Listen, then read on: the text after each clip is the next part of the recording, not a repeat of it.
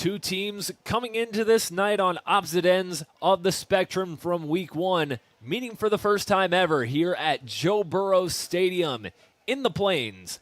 It's the Athens Bulldogs and the Paint Valley Bearcats in some delayed kickoff action to get week two underway here in Athens County. We welcome you to tonight's presentation of Ohio High School Football and Southern Ohio Sports Authority presented by Ohio Health. Carson Francis. Joining me tonight is Shane Combs. Shane, Athens couldn't have asked for a better start to the season last week, a 41-0 win over their rival Logan. On the other hand, Paint Valley left a lot to be desired from their week one showing, 33-0 loss to Valley at home. What can we expect when the two teams collide tonight? Well, first, Carson, I always enjoy doing this with you. It's glad to be down here. What a beautiful facility, and just I know this is right here in your backyard these days with school and stuff. So again, just awesome to be down here. On your question there to get us started, look, when you turn Athens on film this week and you look back at that week one, there's a lot to like. I mean, they're really good, really experienced in a lot of different areas. They're big, they're fast, they're strong. They hit with big plays. A lot of different guys touching the football. Yes, they have the elite back that I know you'll talk about here momentarily and some different receivers, but, I mean, really, they spread the ball around. And then on the defensive side, I think, 16, 17, 18 different kids getting in on tackles and so forth. On the Paint Valley side, look, this is a group, some of these upperclassmen that have been on some pretty good football teams, but this is a time where, Paint Valley – maybe the enrollment's catching up with them a little bit. You're talking off air a little bit when people were asking me. Paint Valley's only got 109 boys in the school right now, only 17 boys in their junior class. So I know some people have mentioned only 28, 29, 30 on the roster. So what you see with Paint Valley is what you see with a lot of small school football. Pretty good starting 11.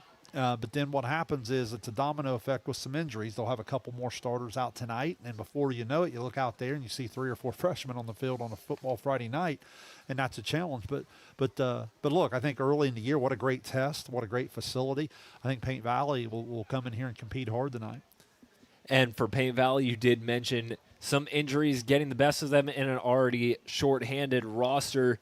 A few starters listed out for Paint Valley include Parker Zamora and Owen Donahue, 2 seniors on the Bearcats. But another senior is the man taking the snaps, Preston Faber, in his 3rd year under center. Last week against the Valley Indians, Preston Faber had 8 of 14 completions, only 77 yards. 2 of those completions and 39 of those passing yards came to Brennan Eisen. Kind of a rough start for Faber to start, but a great opportunity and a great test to bounce back for the senior. Well, Preston's a great competitor, very talented young man, and again, he'll compete start to finish. You'll never question that. When it comes to playing offense, in the game of football, I think we'd all agree it starts up front. You got to protect. You got to open holes. He's got some guys on the outside that can make some plays for him. Brennan Eisen made an outstanding one-handed catch last week. If you didn't have a chance to see it down the sideline. So again, there's some skill kids there that can do some things, but it'll definitely come down to the ability to protect Preston a little bit and give him time. It was Paint Valley's first season-opening loss since 2020, a 50-28 loss to Adina, who at the time was led by head coach John Penwell, who now stands on the sidelines for Paint Valley in his first season as a head coach. Yeah, Coach Penwell's obviously been there, done that. He's an outstanding leader, does a good job, and again, you'll see his kids do things the right way and can compete really hard. And for the Athens Bulldogs, they were firing on all cylinders offensively last week, but none stood out more than the dynamic running back Anthony Sutton, 17 carries, 232 yards, 3 touchdowns in the rout against Logan last week. Yeah, he on film, I tell you, it just pops. Yeah, he checks every box, Carson. I tell you, he's strong, he's fast, quick in the hole. He's certainly got the home run ability, but at the same time, he can get you those tough yards up inside. Real impressed with the senior. I had a chance to catch Coach's interview there on the pregame on the radio on the way down, and he was talking about how this senior class is kind of worked real hard to step into these roles now, and he loves the opportunity that Sutton's getting a chance to be the featured back. And another guy you talked about stepping up when his number was called is Daniel Heitland, the man under center for the Bulldogs last season. Took over about midway through the season after starting quarterback Braden Young went down with an injury. Heitland continued to keep Athens right where they were, led them through the rest of their regular season into the postseason as well, was named to the first team All-TVC for his efforts. 7 of 8, 165 yards, 3 scores last week for Daniel Heitland.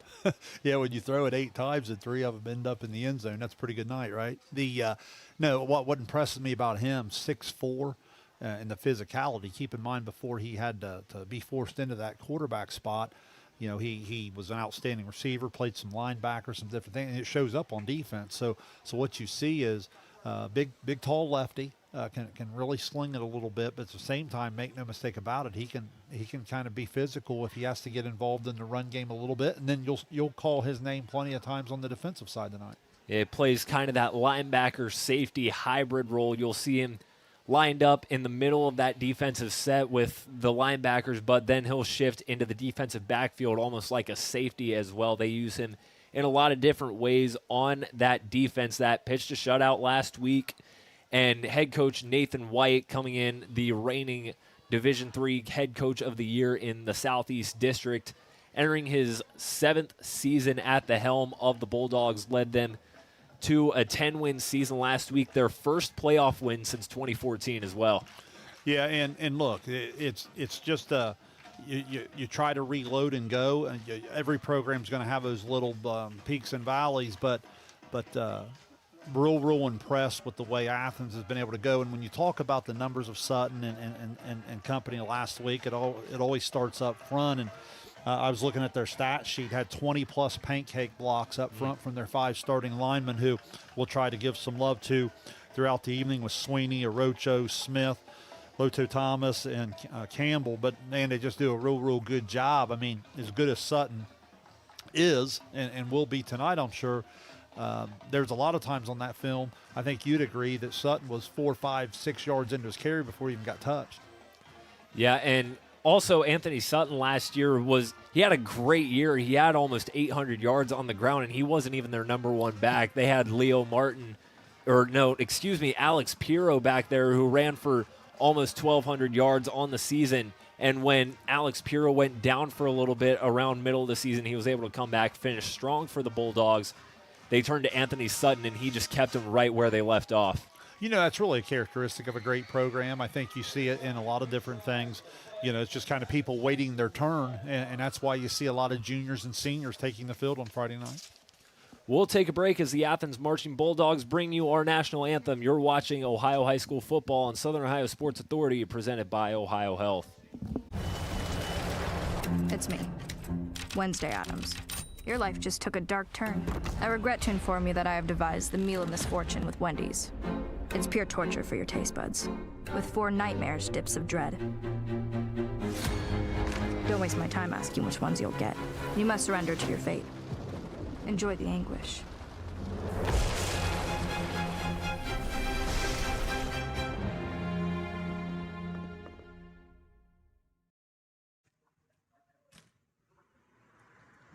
Hey, Mike Glockner here from the Glockner family of dealerships. Want to wish all the fall sports athletes a very safe and successful year.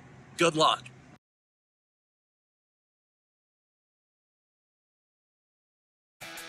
Are you looking for the best deals on quality used trucks and cars? Great news. Chillicothe Truck has what you're looking for. Choose from a wide selection of makes and models. All vehicles undergo a detailed multi-point inspection and extensive reconditioning before hitting the lot. Our friendly team offers a no-pressure sales experience, ensuring you find the perfect vehicle to fit your needs. Plus, you can customize your ride with our extensive range of truck accessories, from bed covers to lift kits. Stop by 173 Rennick Avenue in Chillicothe or call us today at 740-773-8782 to get started right now. Kimberly. Tons of practice. One chop away from a black belt. 7 of the best sidekicks. And 5 years since her cancer diagnosis at Ohio Health.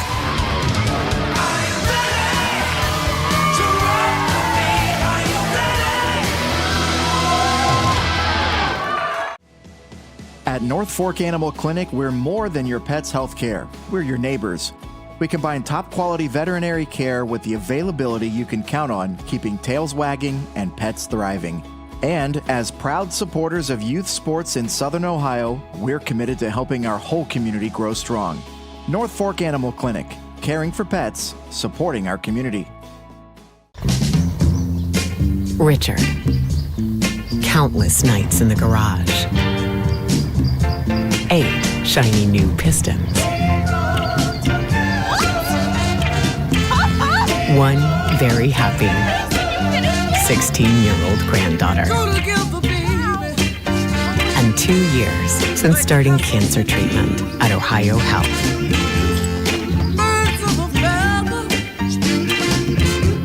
Since 1853, Tomlinson Insurance has been protecting families, farms, and businesses in our community. As an independent agency, we offer personalized coverage for your auto, home, farm, and business, plus health and life insurance too. And we proudly partner with Erie Insurance to give you peace of mind with reliable coverage at competitive rates. Tomlinson Insurance. Let our history be your future. Call us today at 740-773-4181 or visit us at tomlinsonins.com. Rathkamp Financial is a comprehensive financial services firm committed to helping our clients improve their long-term financial success.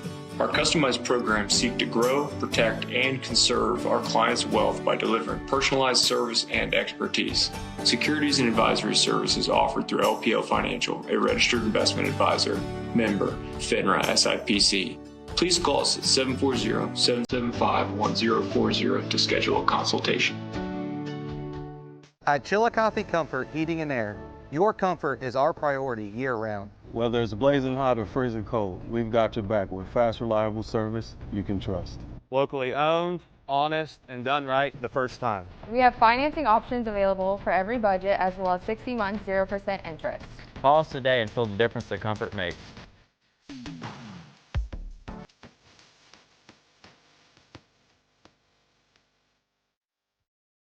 This broadcast is brought to you in part by Willie & Son Trucking. Willie & Son Trucking has been a proud supporter of local student-athletes, coaches, and athletic programs throughout its history. Be sure to look out for the Shack Athlete of the Week presented by Willie & Son Trucking each week at sosaohio.com. Glo Fiber is now in Ohio. And with gig speed fiber internet, we're keeping things real. As in real reliable speeds. Real people who really want to talk to you. Not to mention, real simple pricing. Switch to Glo Fiber today to get real fast, real reliable fiber internet and your first month free. Glo Fiber is here. Welcome to Glo-Ohio. Call 1-833-WANT-GLO or visit glofiber.com to switch today.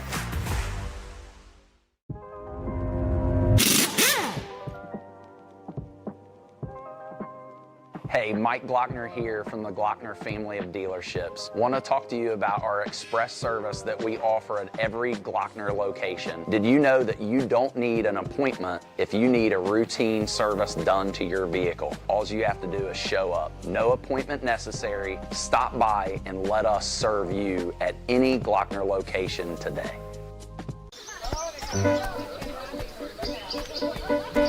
Mark. 6 months of training. 8 miles to go. A 3-way tie for almost last place. And 3 years since he and his team at Ohio Health left cancer in the dust.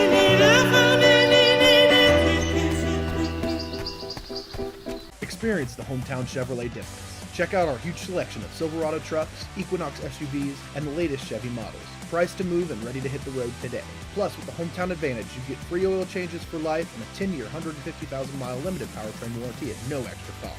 That's real value and real peace of mind. Your Hometown Chevrolet is proud to be your trusted local dealer of new and pre-owned inventory, delivering unbeatable deals and top-notch service. Visit us today at 501 West Emmett Avenue in Waverly or start shopping online at yourhometowncchevy.com.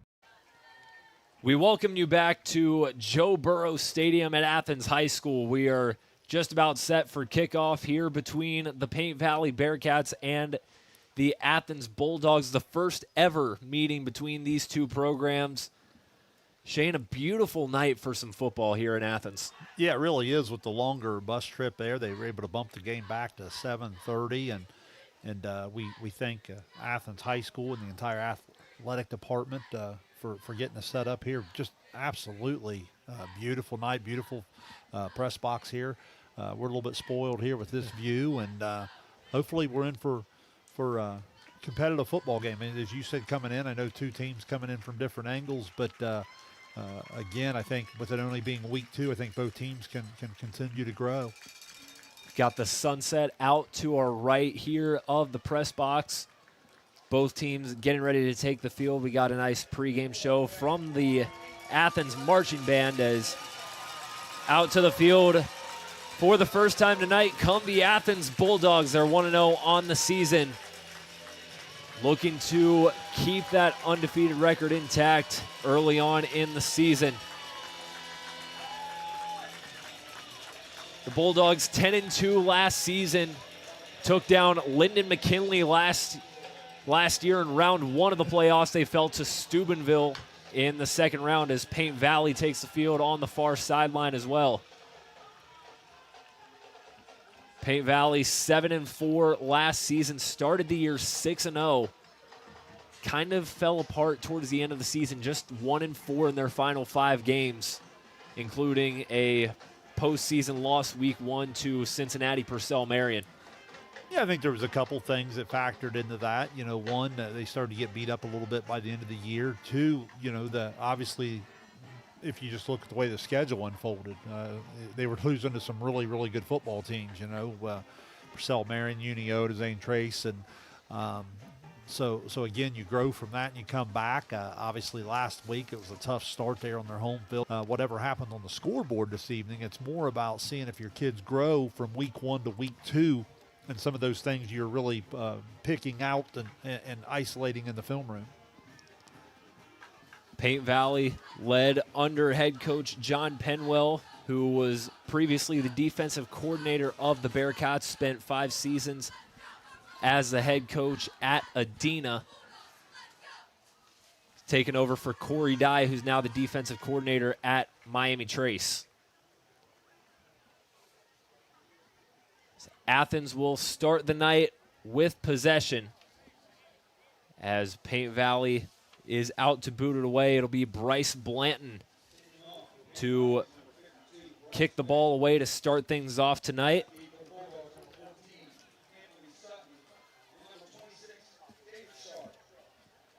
Anthony Sutton and Davis Sharp, the 2 men back to return for the Athens Bulldogs. Let's see if Paint Valley right off the bat tries to take the ball out of the hands of the return men, maybe something a little bit shorter into an opening hole. Oftentimes these are things coaches pick out on film coming into the week. For the first time ever, Paint Valley and Athens go at it on the gridiron as a short kick fielded at the 38-yard line. That's where Athens will start the night on offense. Blake Taylor fields the kick, and Daniel Heitland and the Bulldogs offense take the field. Yeah, I thought Taylor made a nice play on that ball. Paint Valley looking to that hole.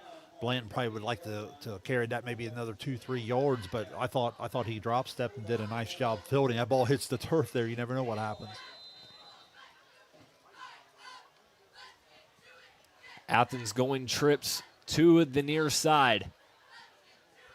Heitland in the shotgun. Sutton to his left. Pitch out to Sutton on the sideline. Sutton's got some room, and he shows off the speed early, picks up a quick first down. Yeah, quarterback does a good job there of just drawing the defender, coming to his strong side, the left side. Nice accurate pitch, hits Sutton right in stride, and he's able to get to the edge. Give him an 11-yard pickup for Anthony Sutton. Now 1st and 10, Heitland out to the sideline. Pass is caught by Briar Thomas, and he's taken down after a gain of about 7.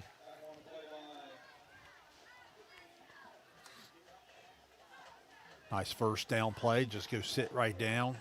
Ball on time on target.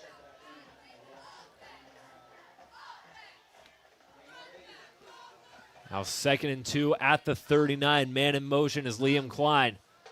Heitland fakes the give. He's going up the middle, got the first down and then some. Taken down by a couple Bearcats, followed the block of Isaiah Orocho to pick up the first. Yeah, good play fake, able to stretch the defense out. And that's what we were talking about in the pregame. 6'4" and athletic, he's able to go between the tackles and get physical for some of those downhill yards. Heitland, 47 carries, 249 yards, 2 touchdowns in 7 games last season. He can show off his legs in addition to his arm. Fakes the give. Heitland, think that was a broken play there as he gets stopped in his tracks. Still picked up a few yards, however.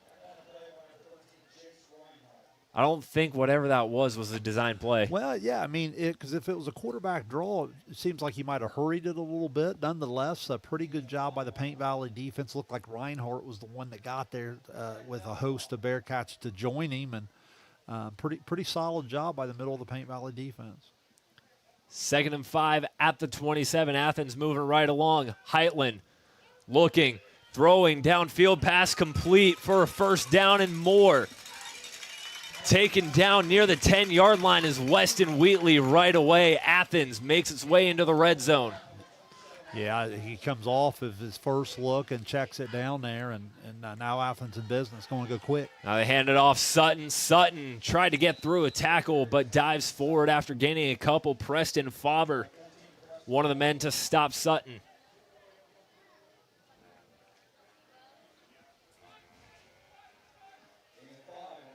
They'll make it 2nd and 6 from the 8. They go quickly. Heitland fakes the pitch, breaks a tackle. Heitland lowers his shoulder, and he crosses the goal line. Touchdown, Bulldogs. The tempo of this Athens offense cashes them in quickly. An 8-yard rush for Daniel Heitland puts the Bulldogs on the board first. Yeah, good call on your part. Just the tempo had Paint Valley on the heels a little bit, and again the physicality and the finish by the talented quarterback. Athens out to kick the extra point. That kick is up, away, and good. Griffin Porter sinks the extra point, and quickly Athens out to a 7-0 lead here on their home field. You're watching Ohio High School football on Southern Ohio Sports Authority, presented by Ohio Health. Hey, Mike Glockner here from the Glockner family of dealerships. Want to wish all the fall sports athletes a very safe and successful year. Good luck.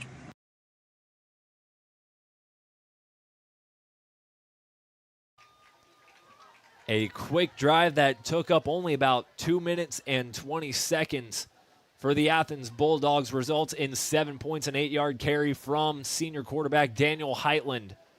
Athens out to an early lead. They showed a lot of efficiency with that tempo offense, Shane. Well, certainly as advertised, right? A little bit of Sutton, a little bit of quarterback throw, a little bit of quarterback run, outstanding offensive line play, and then I thought you called it well in terms of the tempo.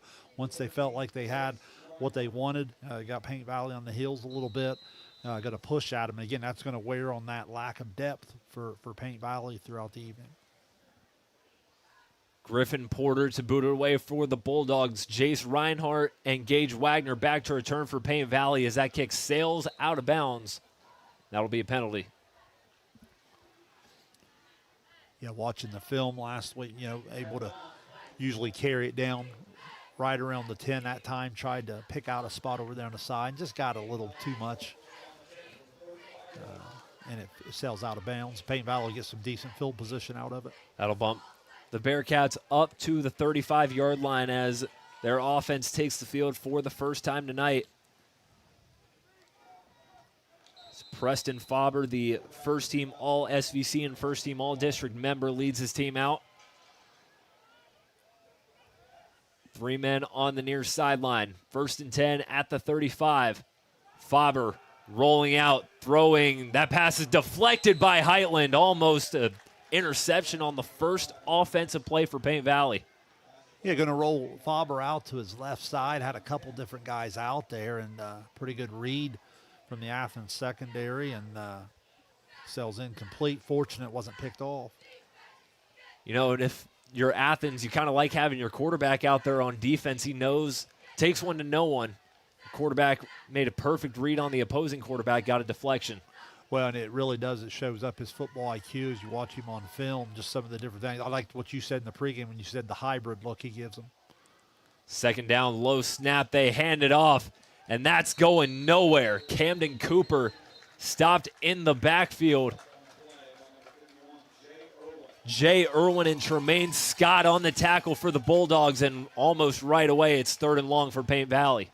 Yeah, Cooper lined up in a little fullback action there, just trying to get something, and nothing doing for the Bearcat run game. And you talk about tempo where Athens went fast. I think ideally for Paint Valley, you'd like to win first down, get him better down in distance, and you'd like to put together some drives and run a little bit of that clock.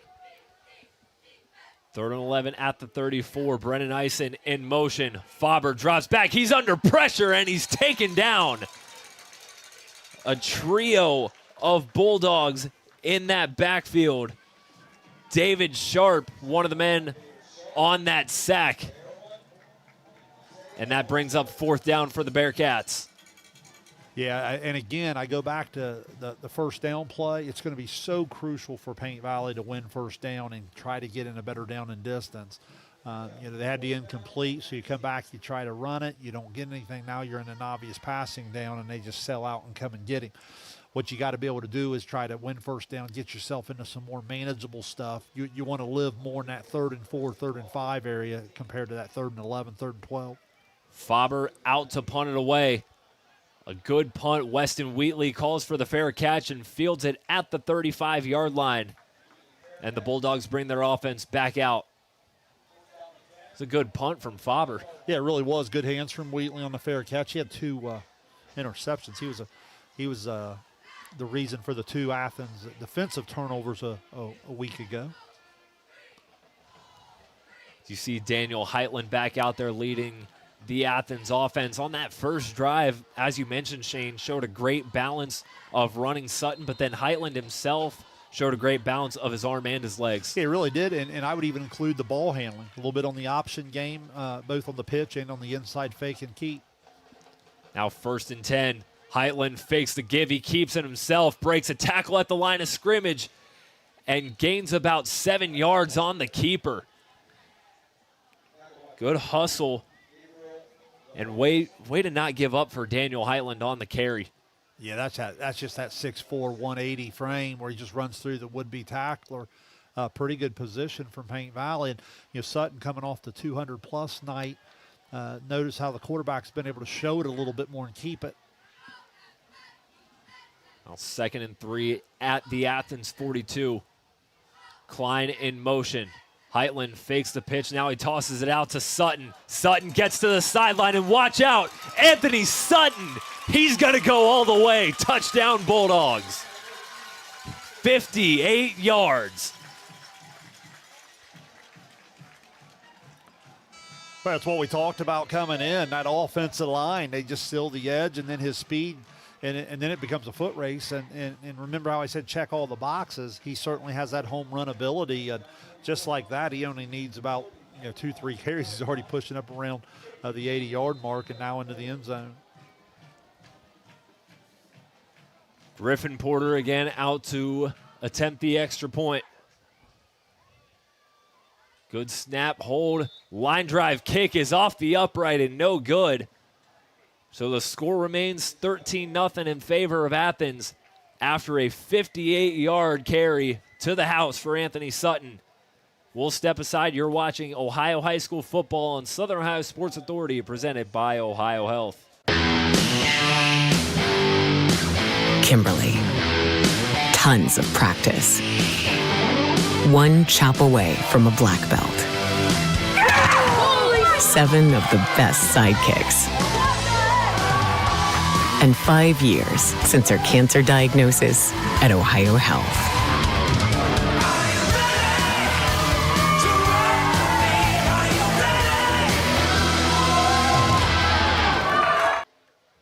Two drives and 2 scores for the Athens Bulldogs. The last one Coming from 58 yards out from the dynamic running back, Anthony Sutton makes it 13-0 early for Athens. Yeah, coming in, Heitland and Sutton are the two guys we talked about, and they've been in the middle of all of it. And again, let's not overlook that great offensive line play from Athens as well. If you're Paint Valley, you just got to be able to settle in here. You got to try to get good field position again, and then see if you can have just a little bit more success on first down. See if you can just possess the ball a little bit longer. Griffin Porter kicked his last kickoff out of bounds. Let's see if he puts it in play here. As he does, as Reinhardt fields it at the 10. Reinhardt trying to get through traffic. Jace Reinhardt goes head first into a herd of Bulldogs before being taken down at about the 27-yard line. Yeah, you see Porter there. That's about what we'd seen in the film room, getting it right around the 10-yard line. It's a pretty solid leg there at the high school level. And last week I think I had him at 5 of 6 on the PATs, and I at 1 of 2. I know he was out here hours before the game getting his work in and has a nice leg. Just a matter of sometimes bringing it to the game and being consistent, being able to knock it through. This Paint Valley offense went backwards on its first drive. Let's see if, as you mentioned, Shane, they can get settled in and make some progress. I'll start at the 27. Faber rolling out to his left. He's got Eisen open, and he makes a leaping catch. Brennan Eisen shows off the hops and makes the grab. They'll make it 2nd down and 1. Yeah, Eisen just on the little out route there. I honestly think that's what they were trying to run on first down to start the game. I think some of their patterns might have just got maybe something a little bit off where they didn't seem to have the same spacing. That time a little bit better window to throw it, and Eisen goes up, makes a nice catch. And this is what we're talking about. Now you're in a 2nd and 1. If you can avoid some of the penalties and get physical here, you can move the chains. 2nd and 1. Faber gives it to the outside, and falling forward for a first down is Abbott Johnson on the carry. That'll move the chains for the first time tonight for Paint Valley. Yeah, Abbott's a nice athlete. Abbott Johnson's going to be able to give you some strength in the middle, some speed to the outside, and again, because you win first down, you get that 2nd down and manageable, and I like that. And then what you can do here, Carson, the tempo, just like Athens wants to go fast, Paint Valley can go the other way. You can stay in the huddle a little bit longer, and come out. You can run the clock down a little bit more, and the goal is to try to keep Athens' high-powered offense off the field. 5:45 left in the first quarter. Faber trying to escape traffic, and he goes down. Frank Campbell on the blitz, and he stops Faber from behind. Yeah, athletic play from Campbell. A nice athlete there in the middle. He was involved in about 5 tackles a week ago, and that time looked like Faber was going to be able to get outside and keep the play alive, and Campbell was able to get him from behind with the shoestring tackle.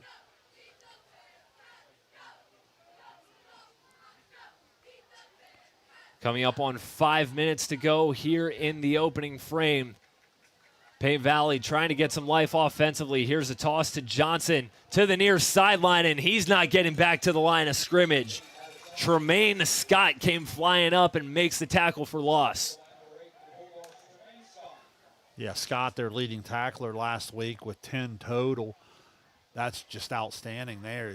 He sets the edge, and then the speed. He's able to stay on that outside shoulder and know where to go for Johnson there. Now it's 3rd and forever, and Paint Valley's back in that spot you tried to avoid. So here you're just trying to avoid the mistake. 3rd and 17 at the 33, 4:20 remaining in the first quarter. See if they try to take a shot downfield with Eisen. Faber fakes the handoff, trying to escape pressure. Faber rolling to the far sideline, and he throws it away on the far sideline rather, and it'll be a turnover on downs. Or Paint Valley will punt it away. Yeah, again, in the 3rd and long, it's just so predictable at that point. They're just not going to be able to protect Faber. Again, I think they have some things in some of the route combinations that they'd like to go to, but to this point, other than one or two rollouts, they've had a hard time protecting Faber in the pocket. 4th down and 17. Faber again to punt it away. 4:02 left. Near the 40-yard line with 3:53 to go here in the first quarter as the Bulldogs once again take the field on offense. Yeah, just trying to kick it away from the athletic return man there, and then takes an Athens bounce. So here we are, first quarter, still, almost 4 minutes on the clock, and Athens is back on the field one more time. And again, this is just where, at this tempo and this pace, it's just going to wear the Paint Valley defense down. 3:53 remaining in the first quarter. Heitland keeps it. Now he's under pressure. Heitland trying to get back to the line of scrimmage, and does. Picks up a gain of about 5. Heitland making something out of nothing. Yeah, he really did. Great job by Jace Reinhardt staying disciplined on his edge. At that point, Heitland just had to, improvise and make a play out of it. And to his credit, once again, he did. And, as you said, could have been a 1-yard loss. Instead, you get out there to a nice first down gain. 3:15 to go. Klein in motion. They hand it off. Sutton. Sutton out of traffic. Anthony Sutton. Flag is down. Gets taken down after a big pickup on his own sideline.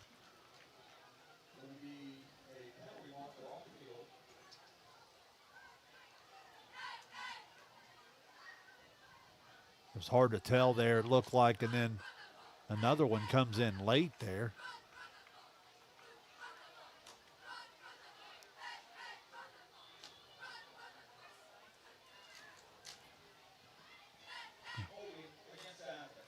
Be a holding against the Bulldogs.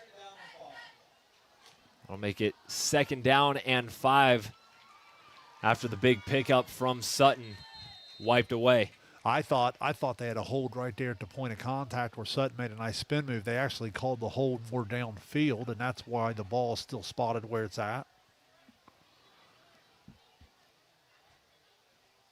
Now 2:50 remaining. Here's a handoff. Sutton again. Sutton gets positive yardage, taken down right before the line to gain. That is Camden Cooper on the stop. Abbott Johnson was there with him too, and he just couldn't quite get enough of a hold. Sutton just keeps those legs moving, the feet moving, and just so strong. Another time where it could have been no yards, instead it's a 3-yard gain. Now a screen over to Liam Klein. Liam Klein picks up the first down after breaking the initial tackle. Taken down by Brennan Eisen.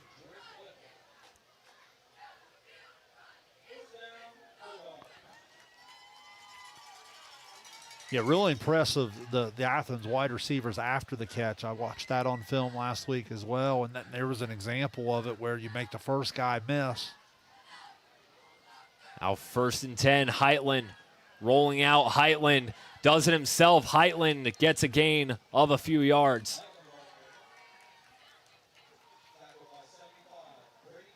Yeah, Calvin with a nice play defensively for Paint Valley there to get Heitland to the ground. Heitland's been really, really aggressive with his feet to this point. Now 2nd and 6 at the 38, 90 seconds left in the first quarter. Athens in plus territory once again. Heitland looking downfield. He's got Wheatley completed through contact. First down, Bulldogs. Yeah, nice catch there. Had to kind of throw it out in front and away because the corner was making a pretty good play on the ball. Nice catch, good hands there.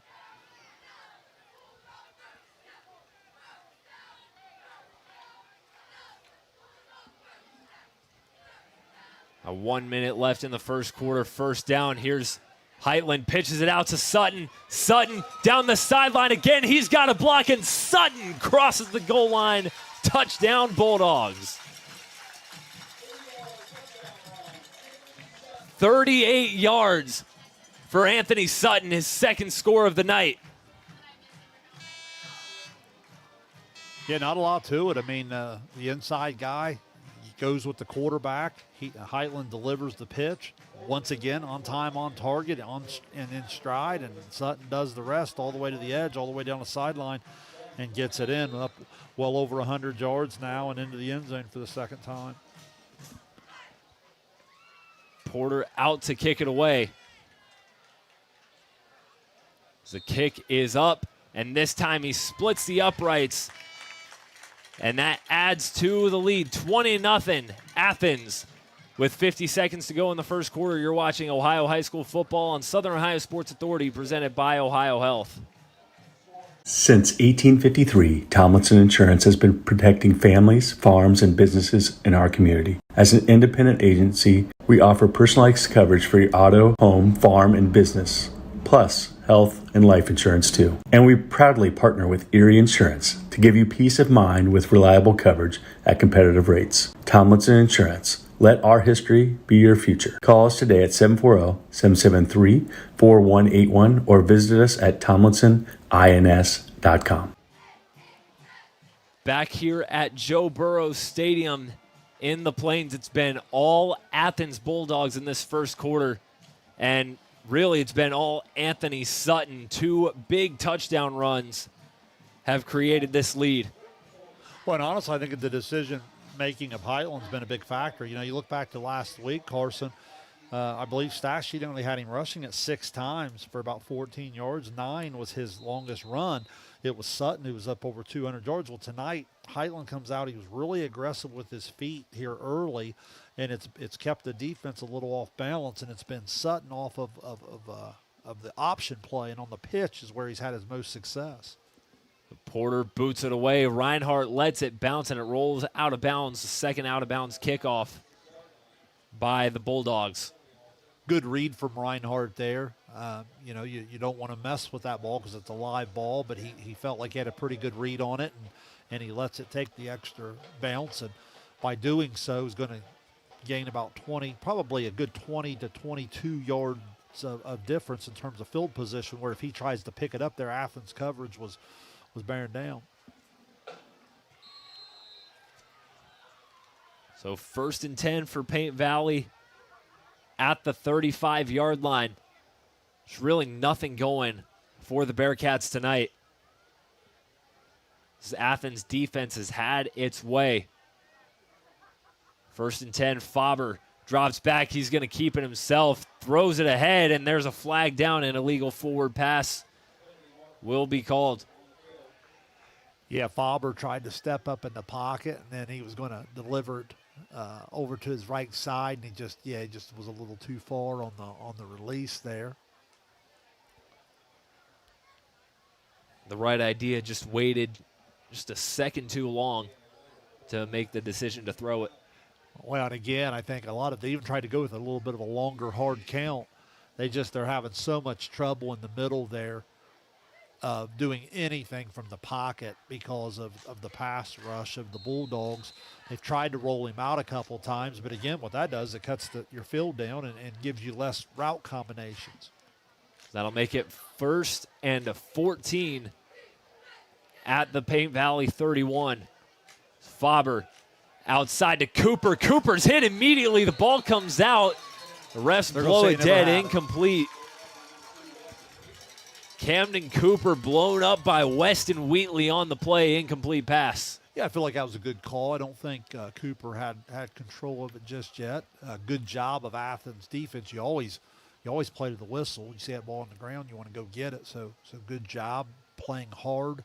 All 11 guys flying to the football and playing until they hear it, the whistle blow it dead.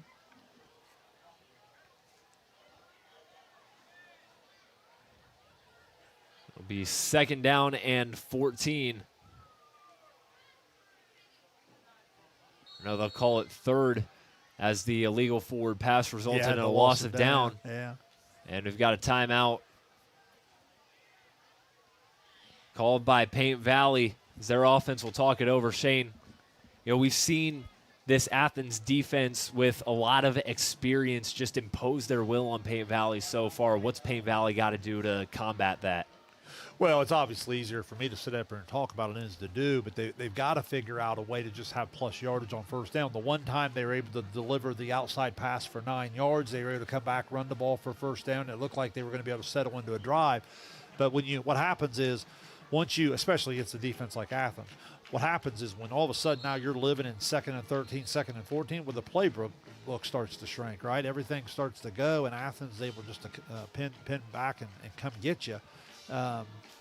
It's interesting, of course, the stat sheet that Athens offense has been able to stuff here in the first 5 quarters of football this year is impressive, but keep in mind this defense hasn't given up a point yet. Okay, that's 4 quarters against Logan. Now coming up on the 1 quarter against Paint Valley, the defense has been just as impressive.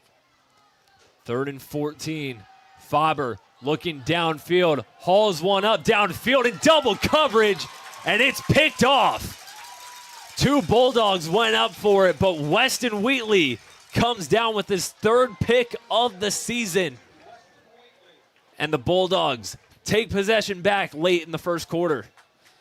Yeah, one of the few times Press Faber had a little bit of time to throw, decent protection there. Wanted to take a shot that looked like Reinhardt down the sideline, and Wheatley just rolls over, makes a nice play on the ball. And as you said, already 3 interceptions here in the first 5 quarters of football. That's off to an incredible start on the defensive side. He had 2 in the win over Logan last week.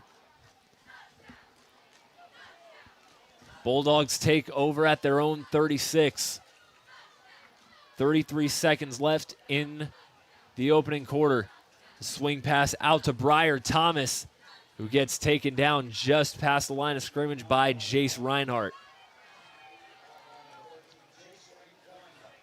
Well, the other thing's time of possession. Remember I talked about Paint Valley wanting to possess the football. I believe they only possessed it there for about 17, 18 seconds, right? Because you had the penalty to stop the clock. You had the incomplete to stop the clock. Then you threw the interception. So, again, they're just not able to shorten the game at all. Bulldogs getting off one final play. Here's a pass out to Wheatley on the near sideline. Weston Wheatley picks up the first down, taken down by Brennan Eisen. And that will bring us to the end of the first quarter here in the Plains. It's been all Bulldogs, 20-0. Your score from Joe Burrows Stadium. You're watching Ohio High School football on Southern Ohio Sports Authority, presented by Ohio Health. Kimberly. Tons of practice. 1 chop away from a black belt. 7 of the best sidekicks. And 5 years since her cancer diagnosis at Ohio Health.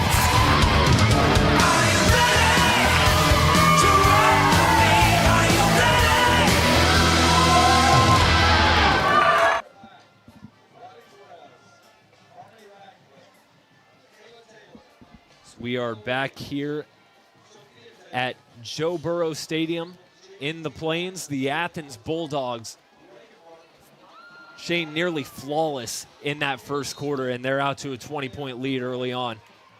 Well, I think what impresses me the most about Athens is the complementary football. The defense is very aggressive. They really force you to play a little faster than you want to. Then the 3 and outs obviously get the football back. Right now, Athens just getting way too many possessions in terms of tempo from a Paint Valley perspective. So they'll start 1st and 10, just shy of midfield at the 48. They hand it off to Sutton. Anthony Sutton getting to the outside. Anthony Sutton gets a block, and he's down the sideline. Anthony Sutton, touchdown. Bulldogs, 3rd time tonight. Yeah, 52 yards, Sutton to the edge. Outstanding block up front at the point of attack, and then Sweeney was able to kick out from the tackle position and deliver another one. What's impressive is the Sutton speed and the way he can get to the edge and go. The other thing that's really impressive is the job up front from Sweeney and Arocho and Smith and Lutu Thomas and Campbell. They just there's times the young man's not even touched. Already the 3rd rushing touchdown of the night for Anthony Sutton.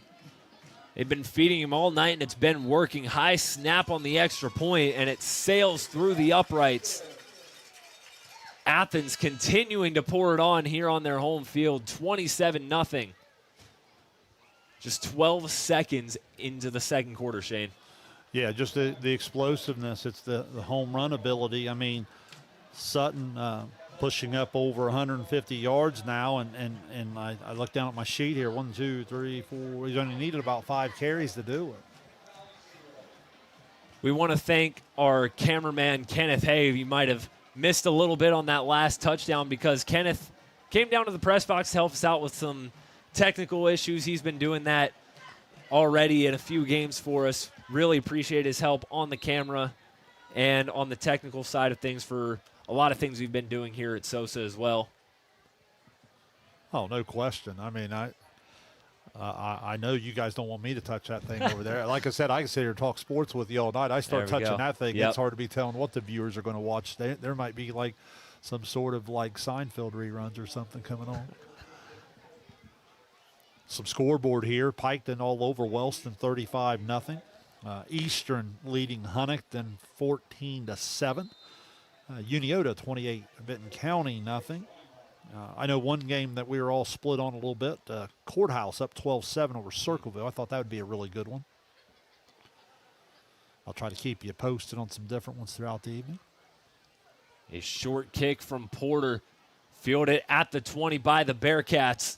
Trying to get to the outside is Abbott Johnson, but he's stopped at the 25, and the Bearcats offense will take the field again. Sutton making the tackle on the kickoff. Well, we touched on this in the pregame, too. Look, I mean, I know the score is what it is now, but you're in week 2 of your season. There's 2 things I think you want to accomplish if you're Payne Valley. One, with the roster and where you're at injury-wise, you want to make sure you get out of here healthy tonight. But 2, you want to try to find something that can give you a little confidence going into a rivalry game next week with McLean. So I think it comes back to trying to get a little something in the run game. You may have to get stubborn with it, but I think it can slow the game down a little bit, and you can try to chip away. Because right now you're living in 2nd and 3rd down and long way too much. 1st and 10 from the 25. Faber throws one up downfield, and it's almost intercepted again by Wheatley. Gage Warner, the intended man. Weston Wheatley read that perfectly and almost had his 2nd pick of the night. Yeah, Wagner had a step on Thomas there on the pretty much just a go route, but again, the Wheatley kid's really impressive. Comes over and breaks things up. Faber with a good arm there, threw a pretty good ball, but again, just give Wheatley credit. Just seems like we're calling that name every time Payne Valley looks to throw the ball downfield.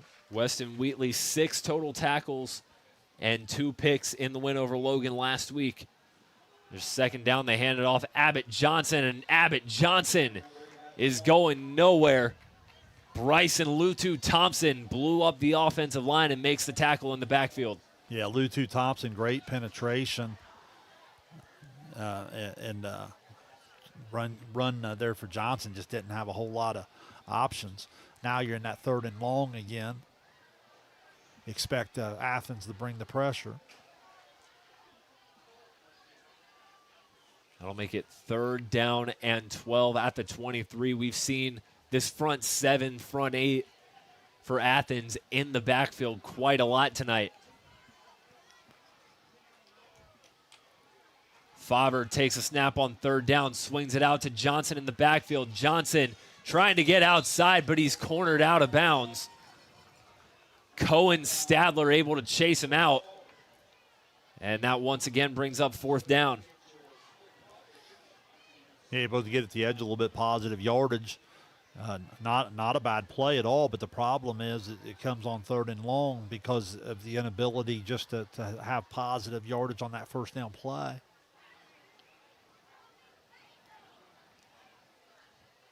Faber again back to punt for Payne Valley. Takes a snap, end over end punt. Wheatley lets it bounce and takes a knee just shy of the 35-yard line. And the Bulldogs take over. Yeah, pretty good field position again for the Bulldogs. believe Athens defense on my sheet here. Let's see. I think they've only allowed the 1 first down on the evening. That's pretty good. Well, and again, it is really good, but what it is also is it's that tempo they want to play, right? They want their offense to get as many snaps as possible throughout the evening. So that's that complementary football of, they're going to be aggressive and they're going to come at you. Anthony Sutton already 3 rushing touchdowns on the night. All 4 scores for the Bulldogs have been on the ground. They hand it off to Sutton again as he fights his way through traffic for a gain of about 4. Yeah, that much better job by Paint Valley's front there and allowed Faber to kind of fill into the hole there and make a play. The offensive line was able to get to that second level on some earlier runs that time. Much better job by Paint Valley up front to let their linebacker flow freely. Liam Klein in motion. They fake the give, and now they give it to Sutton. Sutton trying to get into the open field again. Anthony Sutton. This man has done it all on the ground game, and he shows it off once again. Big pickup for the Bulldogs. Ran out of bounds at around the 36-yard line. Good hustle from freshman Ethan Burke to stay with the play there and force him out of bounds. And again, that was so well blocked up front. And then you combine that with the quick cut and the great vision of Sutton. Heitland fakes the handoff, going downfield, got a man, incomplete. He underthrew him just a little bit. Briar Thomas, the intended receiver. Yeah, Burke there on the coverage with Wagner coming over from the safety spot to help. Good job by Gage Wagner to get over there and force the incompletion. We'll make it 2nd down and 10, a rare incompletion we've seen from Daniel Heitland. In fact, the first one on my sheet. Heitland looking to throw again. He's got Wheatley on the slant route. Flag is down, but Weston Wheatley trying to make a couple men miss. Gets past the 20 before being taken down by Owen Mather and Jace Reinhardt. I think they're going to get an ineligible man downfield for Athens. Kind of a unique situation on such a quick hitter. They had a combination route, one guy going on the out route. They bring the guy underneath, and man, he just found a hole there, and that's just pitch and catch to the talented Wheatley. But the penalty now going to come back, and really the first time all night that Athens has faced any sort of down and distance that hasn't completely favored them. That'll make it 2nd and 15 now at the 41. Heitland fakes the give, swings it out. Briar Thomas on the near sideline. Thomas fighting through contact, gets back to the original line of scrimmage before being ran out of bounds. Brennan Eisen and Jackson Warner, the 2 men to run Wheatley out of, or Thomas, out of bounds. I think the thing that Coach Penwell and his defensive staff would be pleased with is there's a lot of times the kids are in the right spot and they're physically just getting beat. You know what I mean? Like that time, they throw it out there, the guy comes up and he's got to be able to get the bigger, faster, stronger guy to the ground and is having trouble doing so. Now 3rd and 8 from the 34. Heitland fakes the toss. He keeps it himself. He's taken down near the 30, does not reach the line to gain. Yeah, De Hoyo's there to make the stop for Paint Valley. Pretty good play. And I tell you what, I think Heitland, what he's putting on film this week that he didn't last week is the mixture of runs and design runs and some of the fakes. And you know as well as I do, all that's going to do is make Sutton that much better because you got to honor that a little bit. I mean, even Heitland's up around 40 yards rushing tonight. So they go for it on 4th down. Heitland pass complete to Thomas on the out route just past the 25. And that'll once again move the chains for the Bulldogs. Yeah, pretty good play from Burke, but that's just an outstanding route. You need You need about 5. You run that route up around 6.5, come back, sit down, and the ball's on time. They go hurry up again. Here's Sutton up the middle. Sutton lowers his shoulder, picks up about 9 on the carry. Yeah, and then now the tempo starts to wear on you if you're Paint Valley. 10 more, I think unofficially. I'll have to get totals at the half. I think that puts him over 200 yards. That moves the chains for a first down. Now Heitland keeps it through contact, dives forward at the 5. Outstanding ball handling. He held on to that ball for a long, long time before pulling it back. 2nd and 1. Heitland hands it off. Sutton picks up the first and taken down by a few Bearcats. Yeah, they went quick there, and I think Paint Valley felt like a couple of the green jerseys weren't quite set when they were going fast there. We're seeing again this tempo offense from the Bulldogs. Heitland pass into the end zone is incomplete, intended for Briar Thomas.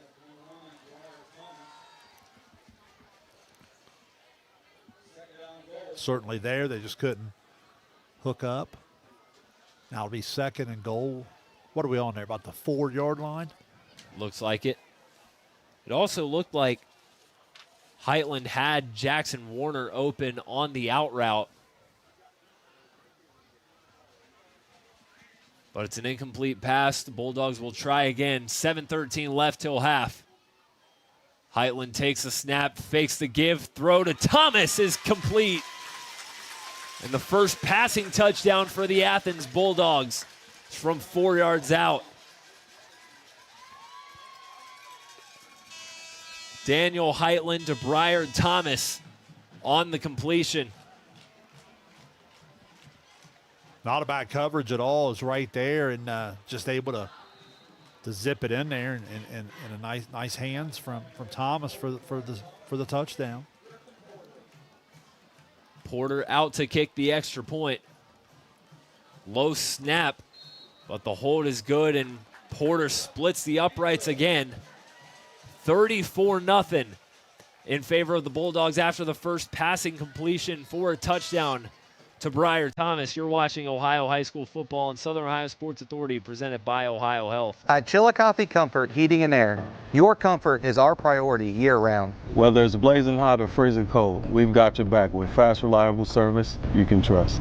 Locally owned, honest, and done right the first time. We have financing options available for every budget, as well as 60 months 0% interest. Call us today and feel the difference that comfort makes.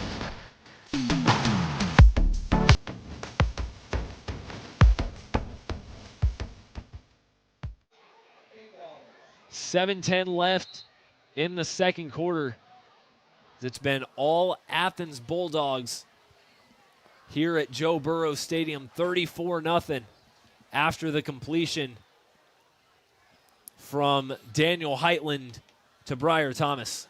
Give a shout out to Paint Valley track coach Kai Pulliam. He's listening in tonight. Carson, he tells me that Sutton ran a 10.83 at the districts last year. Wow. So anyone watching him run down the sideline tonight certainly isn't questioning that stopwatch.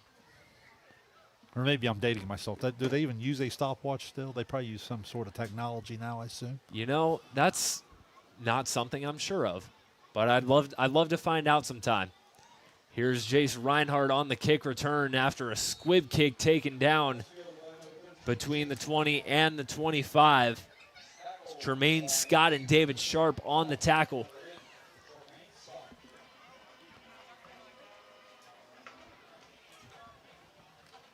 It's a beautiful sunset to our right here at Joe Burrow Stadium.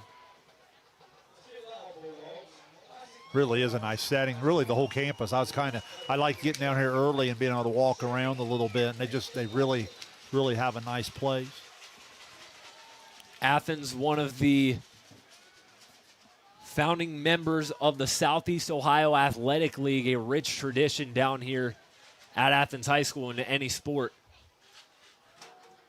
7:05 remaining till halftime. A heavy set for the Bearcats as they push it up the middle. I believe Faber kept it himself. Don't know if he got anywhere. Now I think they're going to move him up. I'll give him a gain of 3. That was a big-on-big matchup in the trenches there. But again, I kind of like it just from the standpoint of you need something positive on first down just to get into a down and distance you can compete. And what it does is it runs the clock. And if you're able to convert some of these plays, then it allows you to put together a 6-7 play drive. Faber gives it up to Abbott Johnson. Johnson falls forward, gain of about 4 on the carry. And again, they may or may not convert here, but I think we'd all agree that if you're over there on the offensive staff for Paint Valley, all of a sudden now you look at this third down and distance compared to where you've been all night, you feel like you have more plays in the playbook you can go to.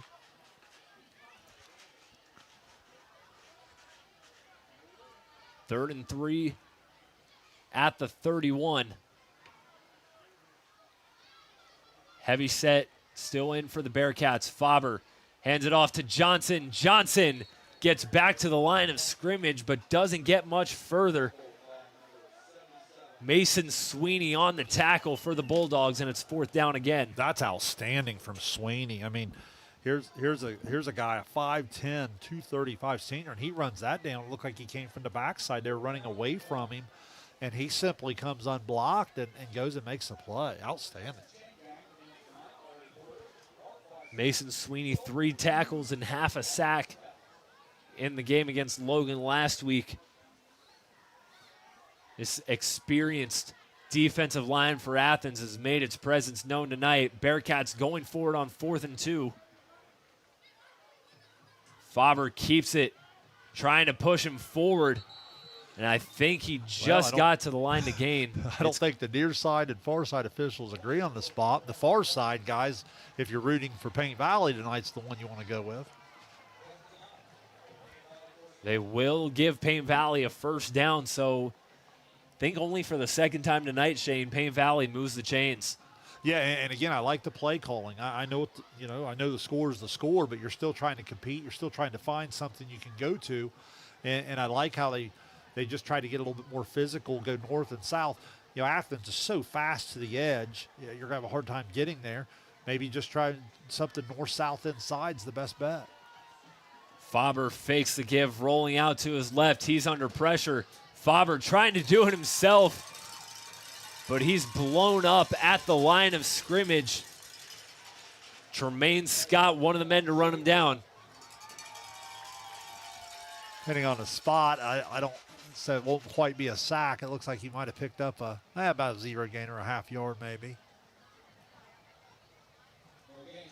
Tried to go with a little play fake off of some of the running that they've had the last 2 or 3 plays there. And Athens, again, with that speed, it's just going to be so hard to get to the edge against them. 2nd and 10 from the 34. Trips to the right of Preston Faber. They swing it out. It's Camden Cooper. Cooper took a little bit of a hit after picking up a yard.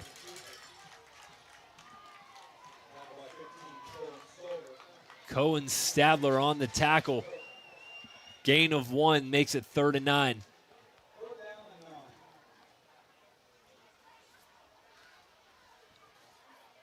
Third completion of the night for Faber. And now you come up on 3rd down.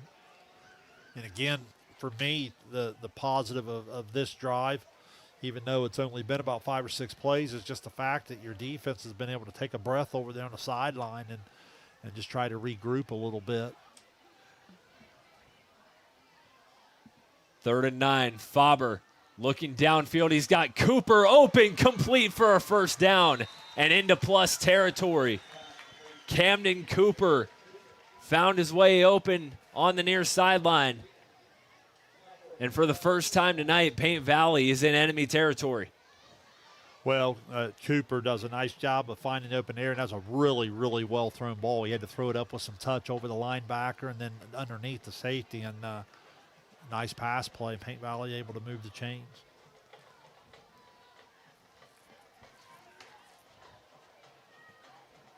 First and 10 at the 48, 2:20 left. Faber fakes the give, rolling out to his right, looking downfield. It's deflected out of bounds by Briar Thomas, intended for Jace Reinhardt. Yeah, just ran out of real estate there. Reinhardt working the sideline there, and Thomas comes underneath it and well defended, knocked it out of bounds. Good read by Thomas. Covered some ground to make the deflection. So we've seen this Athens defense really in control. See how they respond to Paint Valley in enemy territory as we have a timeout taken before the snap. I think the coach is from the far sideline there for Paint Valley, got it stopped. And if you're Paint Valley, you're down obviously by a substantial mark, already given up more than you did in your week 1 loss. Still a half of football left, trying to salvage something, especially before going into half. And on this drive specifically, you've seen yourself moving the ball for the first time. You know, obviously not the situation, but it's got to build some kind of confidence. Well, that's what you're doing. You're just trying to build something into week 3 as you go into next week. Last week, defensively, I thought they hung in there pretty well. That game kind of started to get away into the second half. Obviously, this is a completely different level of opponent here. Heitland and Sutton are next level. But yeah, if you're Paint Valley, you get into these situations in sports, Carson. I think you know this because you were such a good athlete growing up. It's not about the score as much as at this point you just got to go cliche, and it becomes like, hey, I'm just going to compete on every play and try to get better. And that's what Paint Valley's doing on this drive, to their credit. 2nd and 10. Faber under pressure, and he's dropped. Jay Irwin flies into the backfield and drops Faber for a loss. Sacked for the 3rd time this evening. It looked like, he had a couple different options off to his left, and then once he looked to maybe go to option 2, the pass rush was there and it was just too late. That'll make it 3rd and 17. That was kind of like a wide receiver screen over the middle, the way the defensive line was coming. Faber looking downfield, under pressure, gets hit as he thrown. It's Reinhardt open, and he's got a first down. Faber lobs one up for Jace Reinhardt. He catches it in the open field and finds just enough ground for a first. When Paint Valley is able to protect long enough, they have been able to find a layer of the Athens defense where they've had some success. It's right over top of the linebacker there, and Faber has thrown a couple nice balls, one there to Cooper on this near side, that time to Reinhardt on the far side. Paint Valley continuing to move the ball. Screen pass intended for Gage Wagner goes through his hands, incomplete. I think that's the play they wanted earlier from the other side, and when Faber didn't feel like it was there, that's when the pressure got home to sack him. That time, a little bit more of an opportunity to complete it, just unable to haul it in.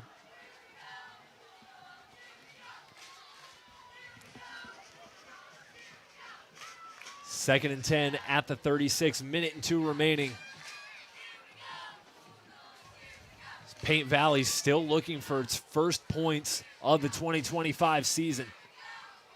Faber looking downfield under pressure, breaks one tackle. Now he's going to do it with his legs. Faber gets out of bounds, picks up about 7 on the keeper. Faber got through pressure and again made something out of nothing. 55.2 left till half. Yeah, was able to run through a tackle there and then break outside and get a little bit. Paint Valley, by far their best drive of the evening. See if they can come down here and put some points on the board. 3rd and 4 at the 30. Faber looking downfield, fakes. Now he's going to run himself. Faber again picks up the first down. We see this quarterback continuing to improvise. Bearcats move the chains thanks to the legs of Preston Faber. Well, we talked about in the pregame, the one thing about Preston Faber is he's going to compete. He's not going to quit on it. And you're seeing a little bit of that competitive juice here on this drive. Faber again on first, pass complete. No, dropped by Gage Wagner. 32.8 left till half. Pretty good route. Tough to tell when that was all the way on the far side if the ball's a little low. Certainly, I think Gage would probably tell you he should have had that one, but nonetheless, they're starting to find a few things in the pass game in their route combinations when they are able to protect and maybe get the ball out a little quicker.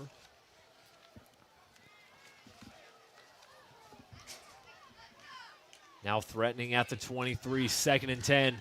Faber rolling to the right. Got Wagner on the sideline. This time it's complete before being driven out of bounds. Yeah, good hands there from Wagner. The one prior there, unable to bring it in that time, shows some good hands, good strong hands for about a 3 or 4 yard gain.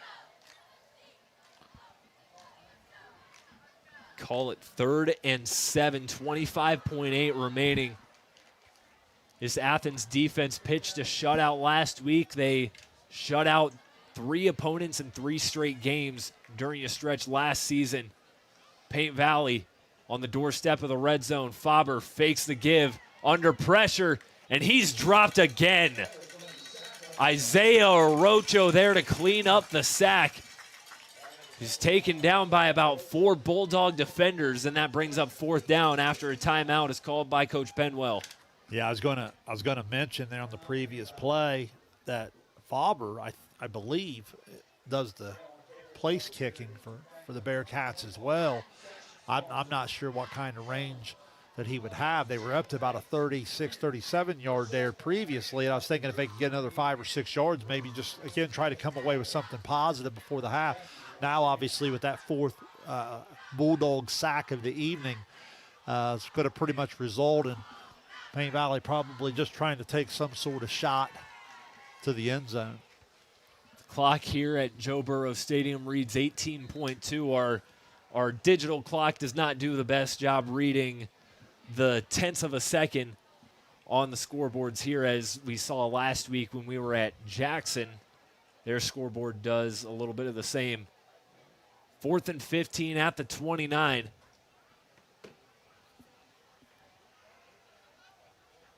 Again, the key here is just to try to pick up a little bit of Athens pressure. It's only a 3-man front. Let's see if they bring anybody. 4th and 15, Faber rolling to the left. Faber fires downfield to the end zone. It's incomplete. Weston Wheatley on the coverage does a little dive into the track mat after making the play. Pass intended for Brennan Eisen. Turnover on downs for Paint Valley. Yeah, pretty good job from De Hoyos to pick up the late delayed blitz, and Faber's looking for Eisen down the middle and just couldn't quite hook up with him.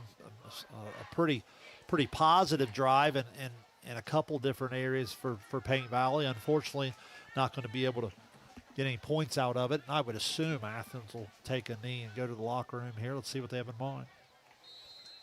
They'll have it at the 29, as it looks like Nathan White giving some kind of signal to his offense. We'll see what they decide to do here.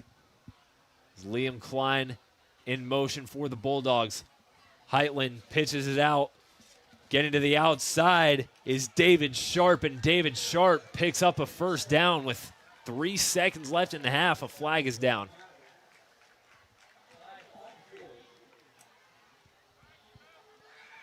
.2 left in the first half. The penalty on Athens backs them up.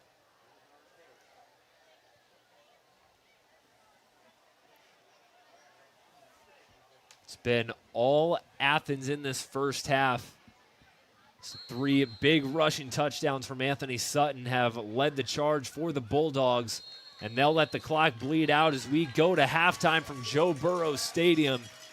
The Athens Bulldogs well in control on their home turf, 34-0. Your halftime score from the Plains. We'll step aside and give our thoughts on the first half. When we come back, you're watching Ohio High School football on Southern Ohio Sports Authority, presented by Ohio Health. It's me, Wednesday Addams. Your life just took a dark turn. I regret to inform you that I have devised the meal of misfortune with Wendy's. It's pure torture for your taste buds, with 4 nightmarish dips of dread. Don't waste my time asking which ones you'll get. You must surrender to your fate. Enjoy the anguish.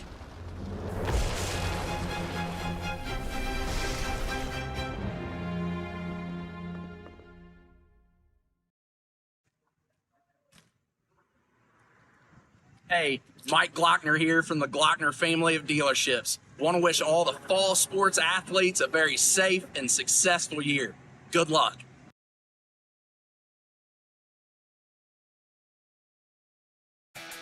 Are you looking for the best deals on quality used trucks and cars? Great news. Chillicothe Truck has what you're looking for. Choose from a wide selection of makes and models. All vehicles undergo a detailed multi-point inspection and extensive reconditioning before hitting the lot. Our friendly team offers a no-pressure sales experience, ensuring you find the perfect vehicle to fit your needs. Plus, you can customize your ride with our extensive range of truck accessories, from bed covers to lift kits. Stop by 173 Rennick Avenue in Chillicothe or call us today at 740-773-8782 to get started right now. Kimberly. Tons of practice. One chop away from a black belt. 7 of the best sidekicks. And 5 years since her cancer diagnosis at Ohio Health.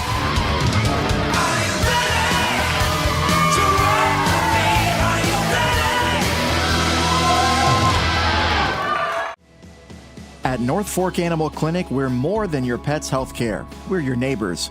We combine top-quality veterinary care with the availability you can count on, keeping tails wagging and pets thriving. And as proud supporters of youth sports in Southern Ohio, we're committed to helping our whole community grow strong. North Fork Animal Clinic, caring for pets, supporting our community. Richard. Countless nights in the garage.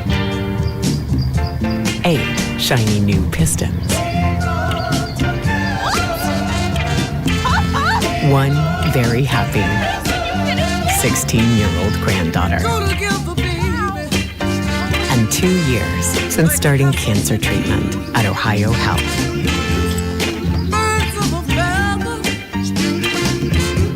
Since 1853, Tomlinson Insurance has been protecting families, farms, and businesses in our community. As an independent agency, we offer personalized coverage for your auto, home, farm, and business, plus health and life insurance too. And we proudly partner with Erie Insurance to give you peace of mind with reliable coverage at competitive rates. Tomlinson Insurance. Let our history be your future. Call us today at 740-773-4181 or visit us at tomlinsonins.com. Rathkamp Financial is a comprehensive financial services firm committed to helping our clients improve their long-term financial success. Our customized programs seek to grow, protect, and conserve our clients' wealth by delivering personalized service and expertise. Securities and advisory services offered through LPL Financial, a registered investment advisor, member, FINRA SIPC. Please call us at 740-775-1040 to schedule a consultation. At Chillicothe Comfort Heating and Air, your comfort is our priority year-round. Whether it's blazing hot or freezing cold, we've got your back with fast, reliable service you can trust. Locally owned, honest, and done right the first time. We have financing options available for every budget as well as 60 months 0% interest. Call us today and feel the difference that comfort makes.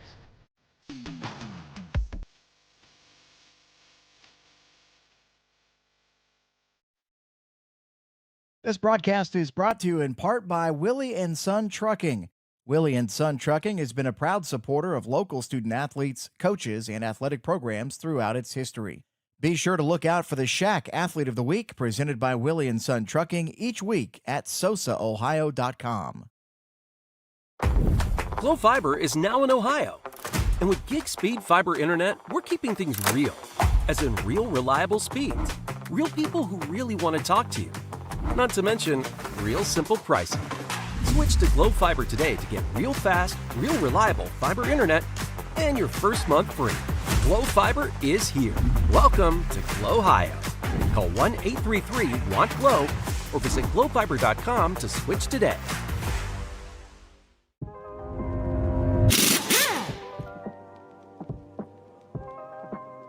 Hey, Mike Glockner here from the Glockner family of dealerships. Want to talk to you about our express service that we offer at every Glockner location. Did you know that you don't need an appointment if you need a routine service done to your vehicle? All you have to do is show up. No appointment necessary. Stop by and let us serve you at any Glockner location today.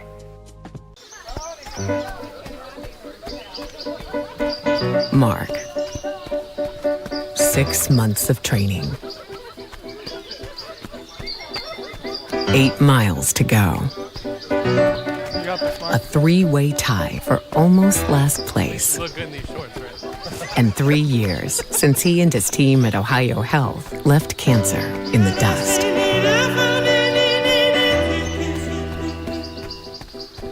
Experience the hometown Chevrolet difference. Check out our huge selection of Silverado trucks, Equinox SUVs, and the latest Chevy models. Priced to move and ready to hit the road today. Plus, with the Hometown Advantage, you get free oil changes for life and a 10-year, 150,000-mile limited powertrain warranty at no extra cost. That's real value and real peace of mind. Your Hometown Chevrolet is proud to be your trusted local dealer of new and pre-owned inventory, delivering unbeatable deals and top-notch service. Visit us today at 501 West Emmett Avenue in Waverly or start shopping online at yourhometowncchevy.com.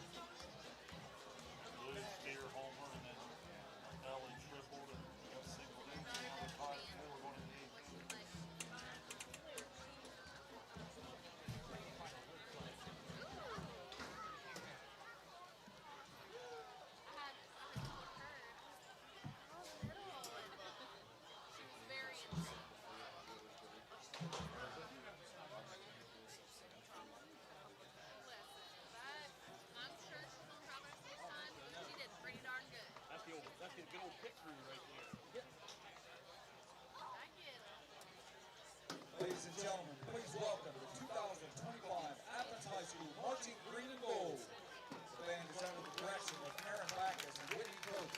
They're assisted by color guard instructors Janet Bobo and Katie Illing. Tonight, drum majors Kelly Abreu and Maddie Stein will lead the band in a performance of our 2025 competition show, Night at the Louvre. Here is Night at the Louvre.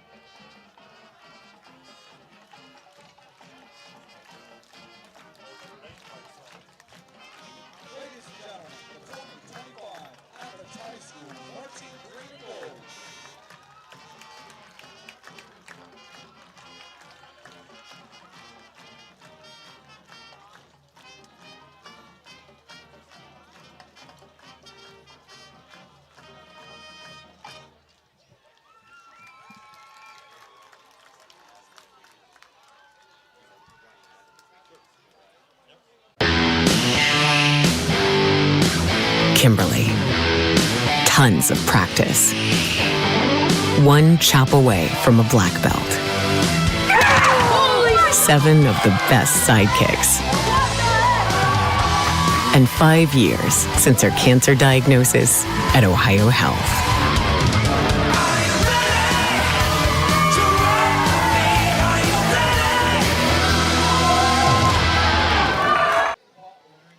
We welcome you back to Joe Burrow Stadium here in the Plains as the Athens Bulldogs hold a commanding 34-0 lead over the Paint Valley Bearcats in the first meeting between these two schools. Carson Francis, Shane Combs joining you tonight. Shane, it's been all Athens, that run game, the name of the story for the Bulldogs. Yeah, it really is. Sutton up over 200 yards there in the first half, found the end zone 3 times, and then Heitland, the talented left-handed quarterback, coming into the night, we'd only watched him run it about 5 or 6 times last week. Tonight, I thought he was far more aggressive in some of his reads, and again, I'm sure because of the week 1 total of 232 that Sutton had, I'm sure some people were selling out on him a little bit, but I thought his let's see what I got there, 49 yards and touchdown, I thought was a great compliment to Sutton. So, man, when you're putting that on film for future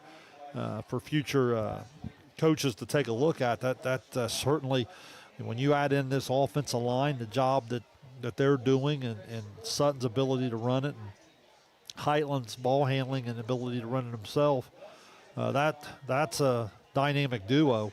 Then you throw in Heitland's ability to toss it around a yard. Last week, I think he only had the 1 incompletion, right around, 7 of 8 last week. Well, tonight in the first half, he's 10 of 11. So the efficiency continues right up around, I think I've unofficially got him for right around up over 60 yards, and he had the touchdown there. Yeah, you're right. I mean, it's just start to finish. Porter, 4 of 5 on the PAT. The defense is pitching another shutout. Athens still has not given up a point now through 6 quarters of football. And complete is the word I would use if I was going to talk about this Athens Bulldog team. Not a lot of weaknesses. Yeah, Anthony Sutton, again, I brought him up to start, but he's had touchdown runs of 52 yards, 38 yards, 58 yards. He's just been incredible, and he's had a great showing from his offensive line to get him there. Well, and what I love about Sutton is he checks all the boxes, as I said earlier. Obviously, the offensive line's phenomenal, but it's the vision of Sutton. It's the quickness. We highlighted his speed earlier, his track ability last spring. We were talking about that earlier. So when he gets to the edge, a lot of running backs, Carson, that have that good vision at the line of scrimmage or the ability to cut, they could take a well-blocked play, and they might be able to deliver you a 14, 15-yard gain. The difference with Sutton is when he makes that cut to the outside, now he's got the home run capability, right? He can pretty much just go. And we've watched him off of the option game take a pitch once to the left side, once coming the other way, and then he got an outstanding cut at the line of scrimmage on a well-blocked play where he went. So showing off the entire arsenal this evening for sure. If you're Paint Valley, obviously on the wrong end of this one here, what do you do to take from this first half into not only the remainder of this game, but going forward? Well, look, the defensive side of it, you're certainly outmatched, but you're going to take a look at the film, and you're going to try to pick out, hey, where were we in the right spots where maybe we just weren't physically able to make the plays. And so, again, you're going to try to go to the film room. I will say offensively in that last drive, they started to find a little bit of stuff. They were able to run the ball up the middle, pretty physical, north-south. I thought it loosened Athens' defense just enough.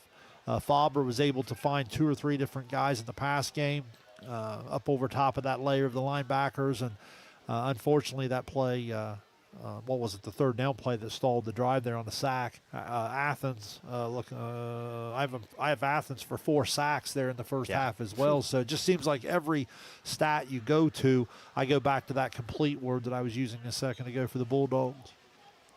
These are 2 teams, again, meeting for the first time ever in the history of their respective programs.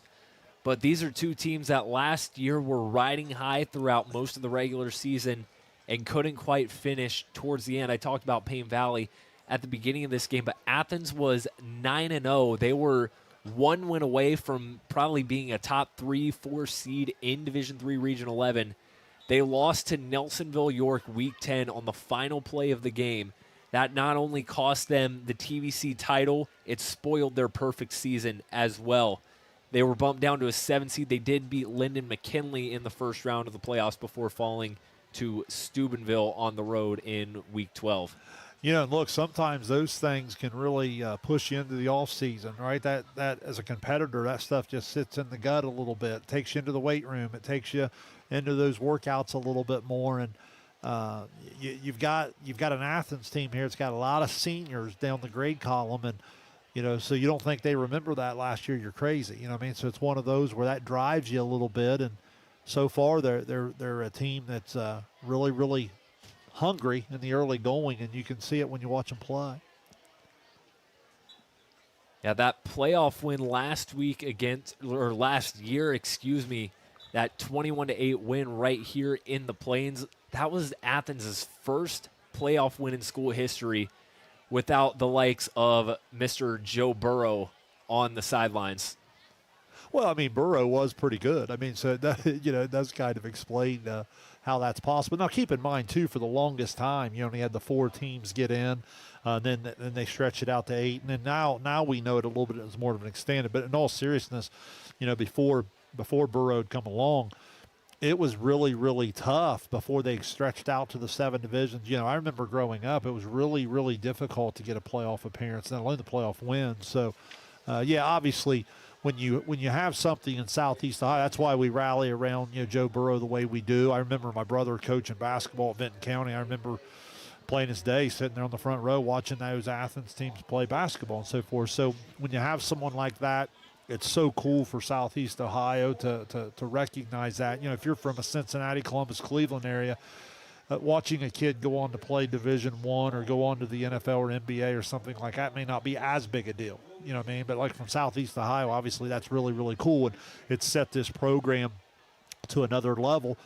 You said it earlier, the facilities alone, right? Just, you know, some of the different things they've been able to put in place here and give, you know, Burrow a lot of credit for giving back. It really is. It's a cool atmosphere down here. Yeah, and while we're on the subject, I did have this in my notes as a diehard Bengals fan. I couldn't really miss the opportunity to talk about this, but Joe Burrow, 3-year varsity starting quarterback for the Athens Bulldogs from 2012 to 2014. In his 3-year career, he threw for 11,416 yards, 157 touchdowns, 17 picks.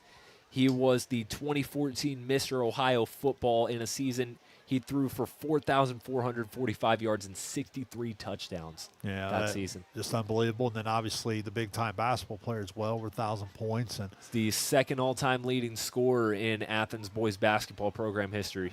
You know, we had Coach Stewart stop in the booth here to say hello. You know, baseball coach there for a while at Athens, now obviously does an incredible job with the Eastern program down there at Reedsville.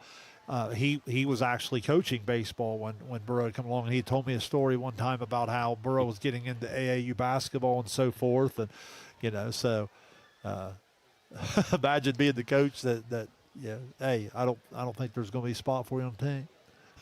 You know, it's funny. I mentioned to you while we were on break that Chris Stewart taught one of my classes at OU last semester. He actually told that story to our whole class.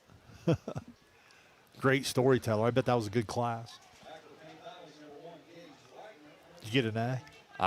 I don't remember. It was this summer was crazy. I don't even remember last spring what I got. You just know you got the credit. I did.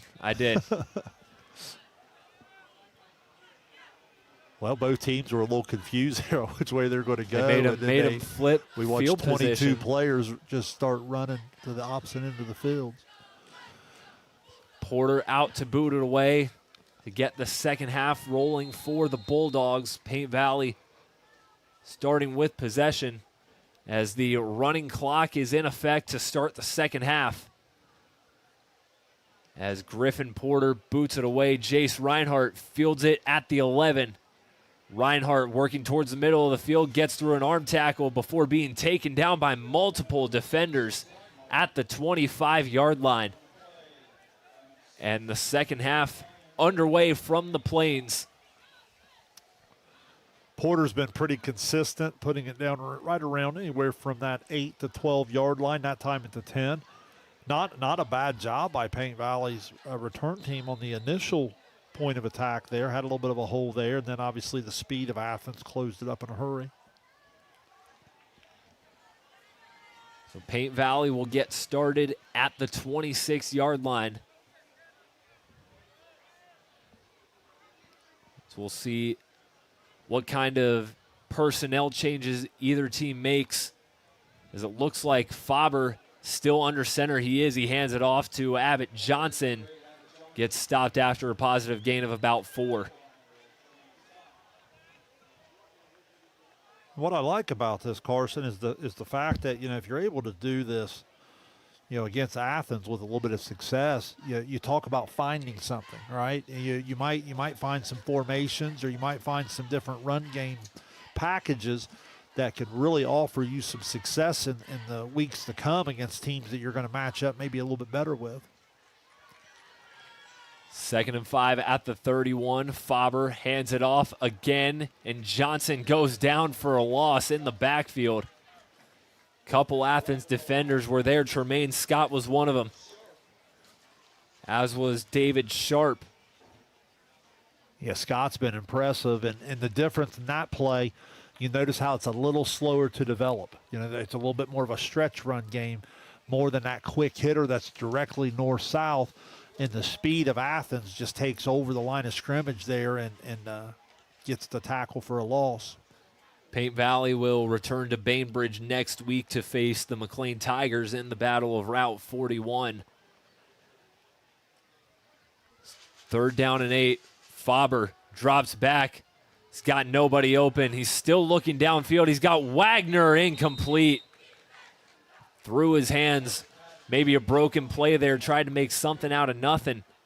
Wagner unable to hold on to that one. Yeah, great effort from Faber to extend the play, and just couldn't quite connect with his senior wide receiver. You mentioned the McLean game. The rivals play for a trophy. They go back and forth. That started there a couple years ago. I know McLean had a really nice team there a couple years ago, and Paint Valley won a really competitive game last year. Paint Valley handled them a little bit more, but I know McLean's really high on some of their underclassmen here. Short punt from Faber. Takes a Paint Valley bounce and a Paint Valley roll inside the 40, down at around the 38 by Camden Cooper. And, Shane, you talked about how Paint Valley was kind of trying to work some things into their offense that, would maybe help them match up well with the teams on that schedule. I think McLean might be one of those teams that you look on your schedule and say, this is a game that we can win. Well, it's certainly you certainly hope you can get healthier. I don't know what they haven't ruled out Donahue returning next week. I know Parker Zamora is a huge loss right now, especially on the defensive side. That would be a great get back just to help a little bit. So a lot of the injury report here in the next 7 days will be important for Paint Valley. First snap, it's a handoff to David Sharp. Sharp breaks a tackle and takes a big hit from Camden Cooper after a gain of a few yards. Is David Sharp seeing some action now after a big first half from Anthony Sutton? Bulldogs sharing the wealth in that backfield. Call it a pickup of 5 from David Sharp. Well, the other thing this does, Carson, is for a team that plans on definitely playing in the week 12 and hopefully 13, you kind of can save your top guys a little bit, right? There's going to come a time where you're going to meet a matchup where Sutton may need to carry it 25, 30 times. Why waste some of those early carries, here early in the year when you're beating a Logan 41-0, you're up 34-0 now in Paint Valley. So I think it's not just about tonight's game. It's about managing the wear and tear throughout the year.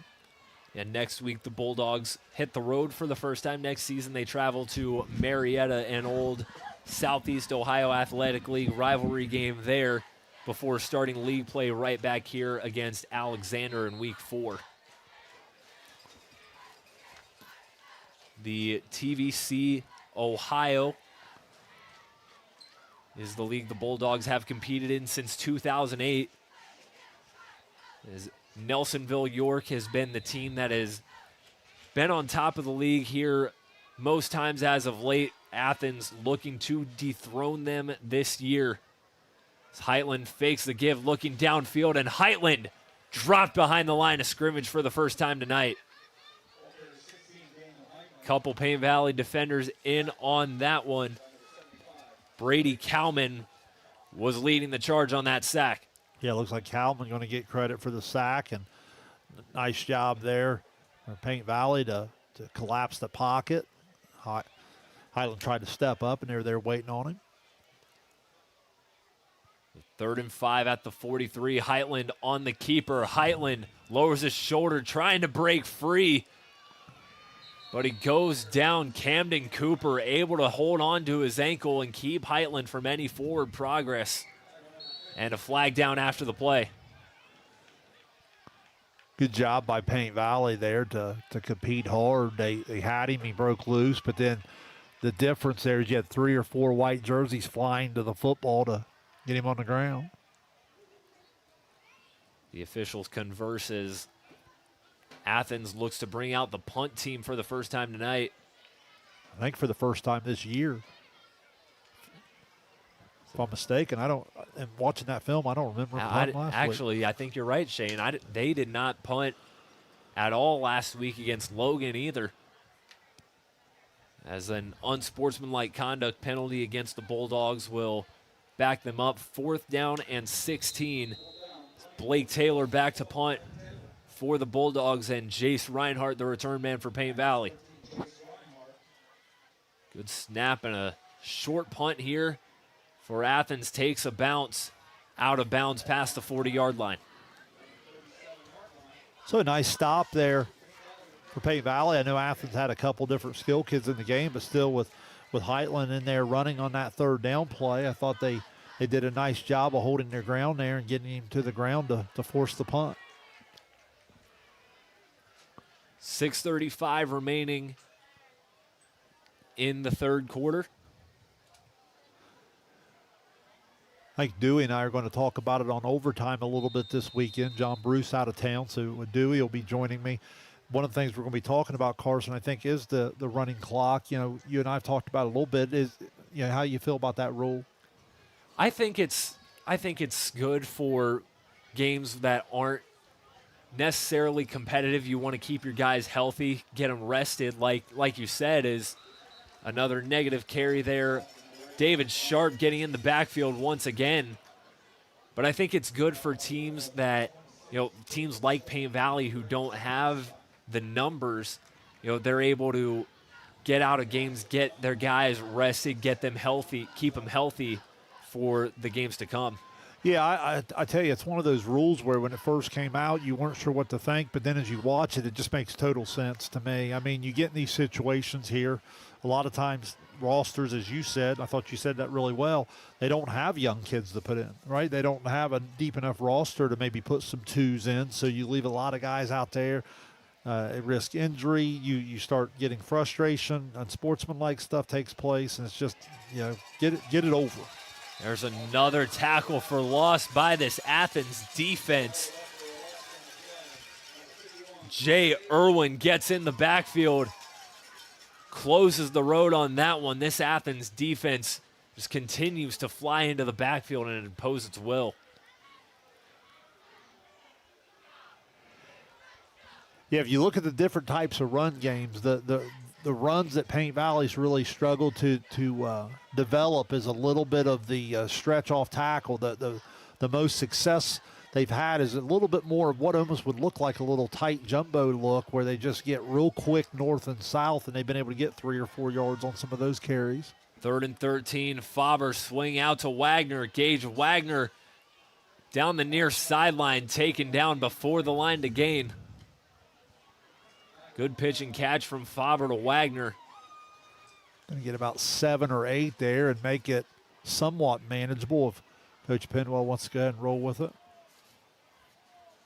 You know, we talk about the running clock and having your bodies fresh, too. You look at Paint Valley's schedule, and, you know, we've seen how physical Athens' defense has been playing, but you see teams like Valley, you see teams like really the whole SVC, just tough-nosed, smash-mouth football.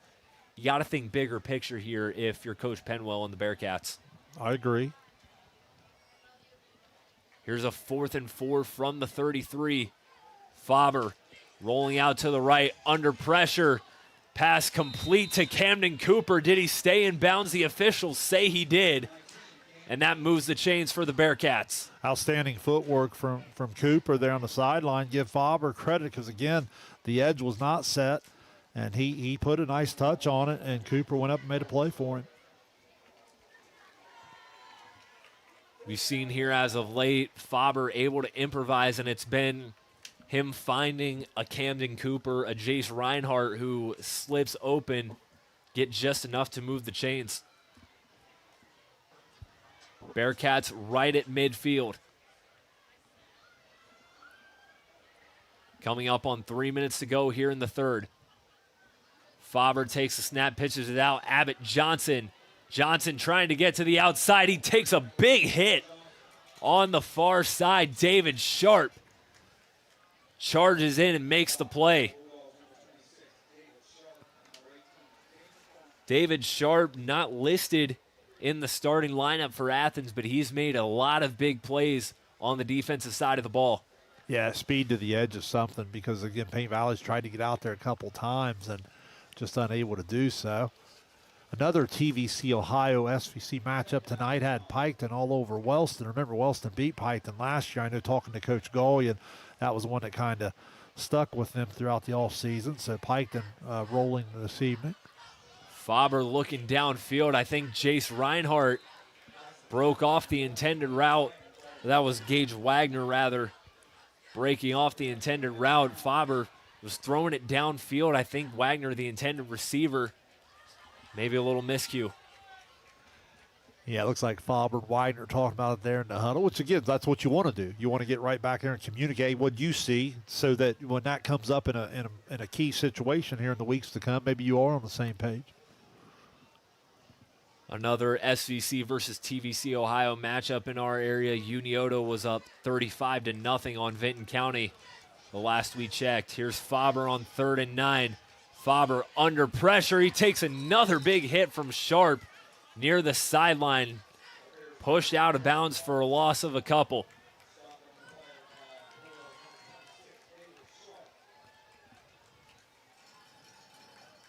And again, this is a situation where Faber's not going to stop competing, and it's one of these things as you get into later and later into this game. You said it earlier, you want to keep big picture in mind. You really don't like to see your quarterback, out because he's not the one. He's not one that's going to run out of bounds, in other words, right? He's going to put the shoulder down and turn upfield, and sometimes you got to be aware of that as you get later into this game. Now 4th and 11 at the 49. Faber in the shotgun. Looking downfield, he's got Wagner in double coverage. It's picked off. Weston Wheatley's second pick of the night, and he's going to try to take this back. Wheatley cuts, taken down near the 20. Second pick of the night, and the 4th on the season for Weston Wheatley. And he sets up the Bulldogs on the doorstep of the red zone already in commanding control late in the third. What I see on those is Paint Valley's wide receivers have been able to have some success against the corners, but the corners have such a confidence to play tight because they know Wheatley's back there protecting them. Paint Valley's had a couple times where they've been able to sit down and throw it up over top of the linebackers in front of the safety, but on those go routes, Wheatley's just so good at reading the eyes of the quarterback, reading the shoulders, and he gets over there. Second interception of the night, 4th on the year. Under 30 seconds remaining. Bulldogs going to get off one final play. Here's Heitland under pressure and taken down in the backfield.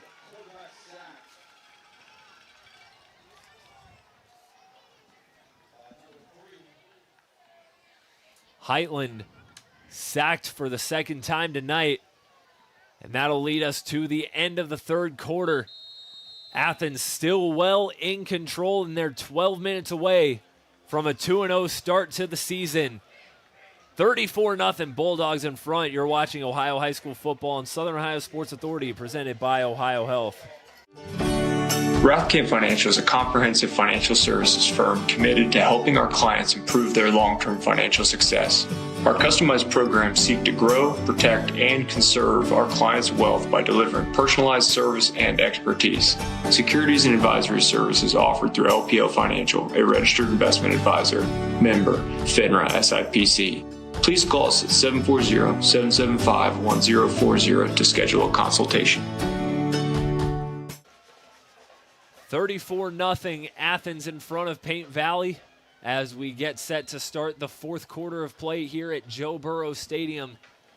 Sebastian Lewis was the Paint Valley Bearcat who made the sack on the final play of the third. I think a couple Paint Valley kids late in the preseason had changed some numbers, so there's some different rosters out there, so I hope I have that right, but I do believe that was Lewis. Daniel Heitland still out there for the Bulldogs. As it's 2nd and 18 from the 29, high snap, they hand it off to Sharp, and Sharp barely gets anywhere. Sebastian Lewis, again, one of the first players on the ball to make the stop.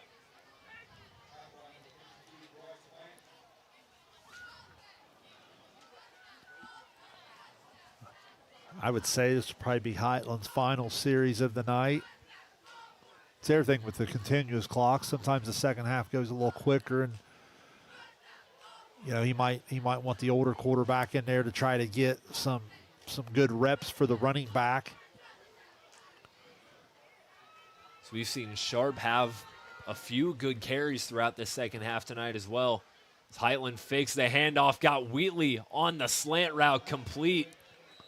Gets a few yards before being tackled by Owen Mather and Preston Faber. Mather did a good job of closing on him there, and Athens still, and a lot of times people make a big deal out of the score and throwing and things like that. A lot of times what you're doing as a coach, you're just working on some different things. There may be some different guys in there, some different reads. Here's Heitland rolling out, looking downfield. Got a man complete in coverage. Briar Thomas makes the catch, and they give him the first down.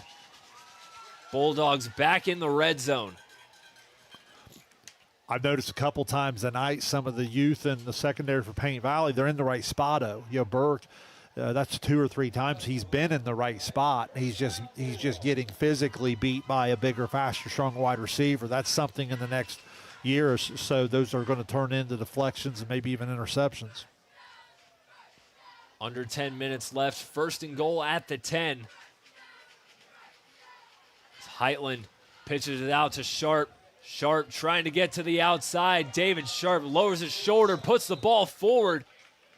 And they're going to say he went down before he lost the ball. That's something you don't want to see, is the ball go out through the end zone. That's a touchback if they don't rule him down.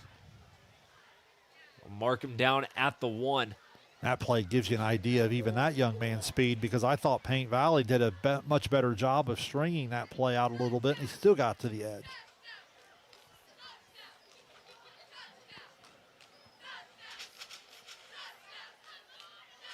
Second and goal at the 1-yard line. Athens looking for one more. It's Sharp up the middle, and he's in. Touchdown, Bulldogs. David Sharp from a yard out.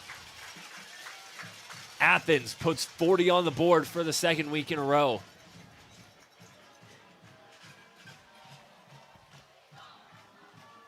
Yeah, not a lot fancy about that one. Just you get down on the goal line there, and you get in behind that awesome offensive line, and the job they've done tonight. And like you said, 40-plus 2 weeks in a row. That's usually going to equal a win, and Athens on their way to a 2-0 start. Griffin Porter out once again to kick the extra point. Out of the hold of Briar Thomas. Good snap. think the kick got blocked. Paint Valley got a piece of that kick, and our score remains 40-0 here at Joe Burrow Stadium. I think that was Wagner. I know Cooper got one last week in the Valley game. It looked to me like that was Wagner got through there and got the hand up. 40-0 in favor of the Bulldogs. Just what a start it's been for Athens on both sides of the ball. You're 8-19 away from 2 straight shutouts and 2 straight 40-point performances. Yeah, I mean, and it is impressive, and it is the complementary football that I've talked about, because it all works together. You know, Porter doing a pretty good job of kicking it down inside the 10. Coverage team's good. Well, then your defense goes to work. They get that 3 and out. Now all of a sudden the punt comes out.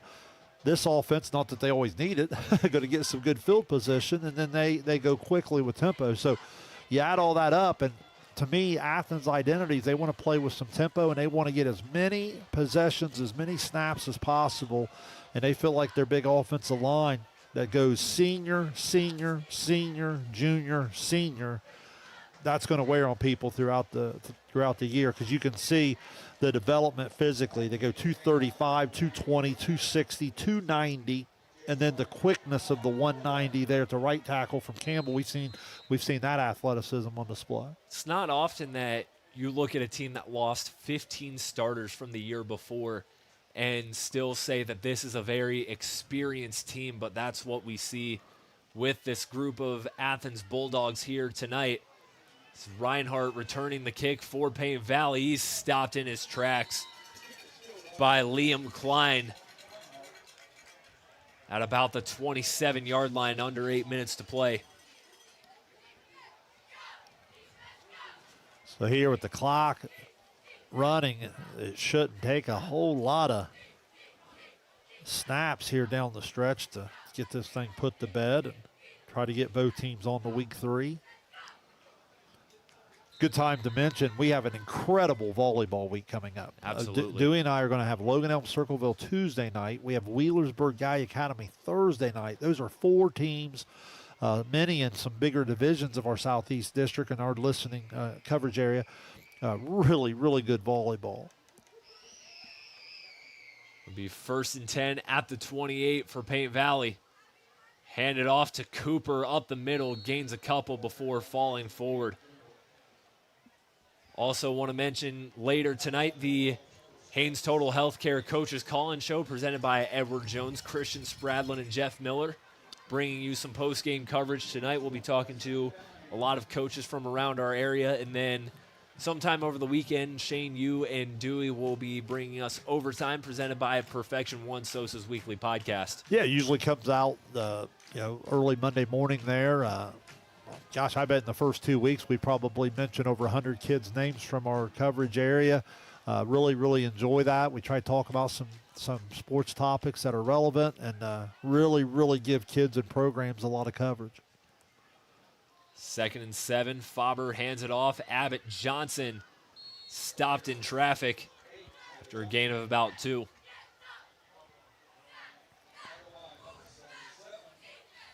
This is an Athens team that's coming off back-to-back playoff appearances. They're looking to take that next step and get back into week 12, week 13. And through 2 games, they're looking like they are well on track to be a contender for that goal.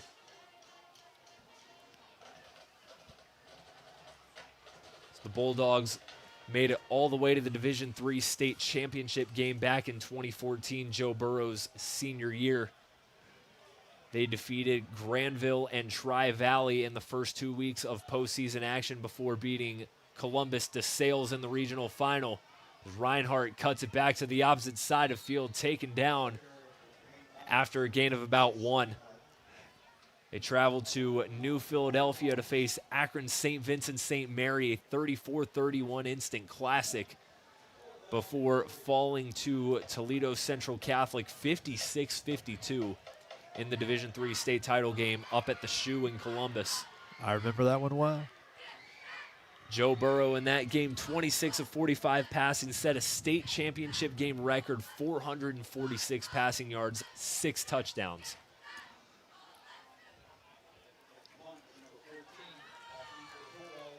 Fourth and 3 at the 35. Faber back to punt. Not much of a rush from Athens. A solid punt from Faber, takes a Paint Valley bounce and rolls inside the 30, picked up by Wheatley at the 26. And the play is blown dead, and that's where Athens will pick back up, and looks like we'll see some substitutions now for the Bulldogs offense. On last week's overtime, John and I were talking about, expansion, realignment, all these different things in conferences. The TVC's a conference over the years that's done that. Athens got involved. Yeah, Belpre used to be a member of the Ohio side, now down in the Hocking. So if you're not familiar with the TVC and some of our coverage area back the Ross County way, some of our SVC listeners, TVC has an Ohio division with some bigger schools. Your Athens certainly would be up there in enrollment. Alexander, Wellston, River Valley, and then you get down Meggs from Pomeroy, and then obviously Nelsonville is one of your smaller schools in there, yet one of the best football programs. The freshman Isaac Cottrell now under center for the Bulldogs, as some number twos get some rep with about 4.5 minutes to play. Here's a handoff up the middle to Luke Pirro, and a nice carry from the sophomore. Athens entered the Tri-Valley Conference in 2008 after spending a good length of time in the Southeast Ohio Athletic League, one of the founding members of a very traditional, historic league in Southeast Ohio. They founded that league in 1925 alongside Gallia Academy, Ironton, Jackson, Logan, Nelsonville, Portsmouth, and Wellston. On a 6-yard gain, 2nd and 4. Here's an end around to Jake Reed. Jake Reed, a nice gain for a first down. Earlier when I was saying bigger schools in the TVC Ohio, I just meant in relation to the TVC. So the TVC hockey, you get into some of your smaller schools. When you get down there, they play really good sports. There's some smaller schools, though. Your Waterford, Racing Southern, Trimble, Eastern Meggs. Belpre. Yeah, they do a real nice job. Got Federal Hocking, who's back in the TVC Hocking and football this year. As a toss sweep out to Pirro. Pirro getting to the outside. Luke Pirro gets a first down, flag down. I think he had a block in the back here at the 40. I think this is coming back. It will be a block in the back against Athens, but Shane, I talked about earlier when I was talking about Anthony Sutton and how well he looked for Athens last season. I mentioned that he wasn't even their lead running back. Alex Pirro was the number 1 running back for Athens, ran for almost 1,200 yards. That's his younger brother carrying the ball now for the Bulldogs, and he's carrying on the Pirro legacy. Well, no one knows better than Athens with what they've gone through. Sometimes you're an injury away, and you never wish that on anybody. You hate that that's part of the game, but you have to develop that depth because you just never know when your number is going to get called on a Friday night. 1st and 16 now, a handoff to Zion Mujibi, and he cuts it back. He's trying to get downfield. He's got a first down and more.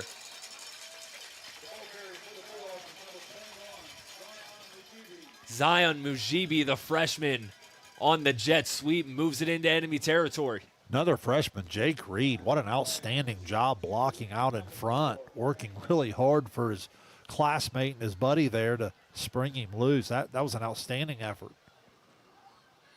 Coming up on 2 minutes remaining here at Joe Burrow Stadium, Bulldogs well on their way to a 2-0 start. It's Pirro on the carry. Peary cuts it up field. Luke Pirro picks up a first down, and it takes multiple Bearcats to bring him to the ground.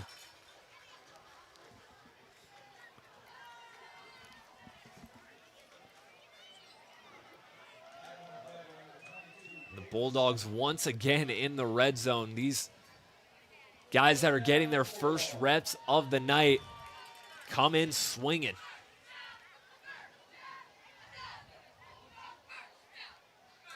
Minute 25 to go. Here's a handoff to Jake Reed. Reed gets to the far sideline. Reed picks up another first down for the Bulldogs, and it's 1st and goal. Well, you like to see Reed get a carry there because I was just highlighting him a second ago, blocking for his buddy. Now they reverse the field there and go the other role. There's some impressive depth here athletically in the backfield here for the Bulldogs. Under a minute to go. Bulldogs showing no signs of slowing down. Head coach Nathan White wanting his second team get some experience, maybe get some young guys in the end zone. High snap, they hand it off. Pirro up the middle. Luke Pirro fighting his way forward. Down at the goal line, they say he's in. Touchdown Athens.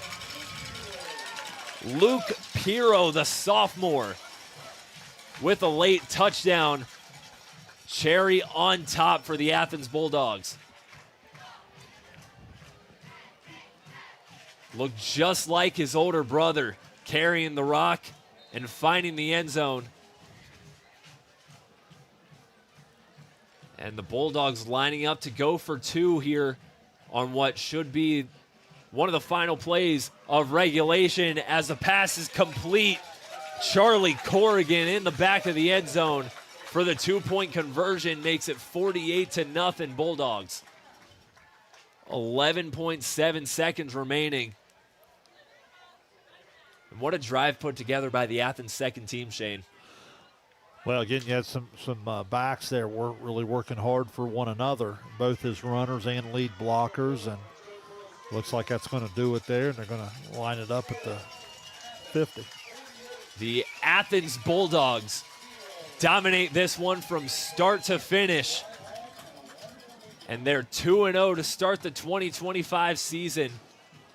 48-0 the final score. Athens over Payne Valley here from Joe Burrows Stadium. We'll quickly step aside and come back and give our final thoughts on this one. You're watching Ohio High School Football on Southern Ohio Sports Authority, presented by Ohio Health. At North Fork Animal Clinic, we're more than your pet's health care. We're your neighbors.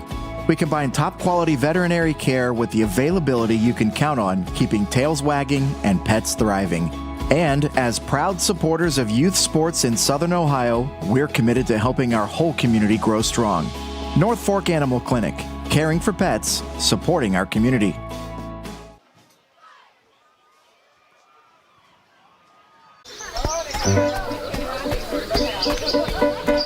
Mark. 6 months of training. 8 miles to go. A 3-way tie for almost last place. Look good in these shorts, right? And 3 years since he and his team at Ohio Health left cancer in the dust.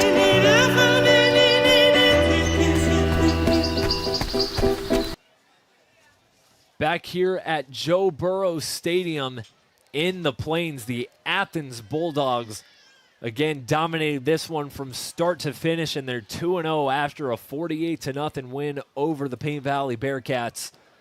Carson Francis and Shane Combs with you here in the Plains.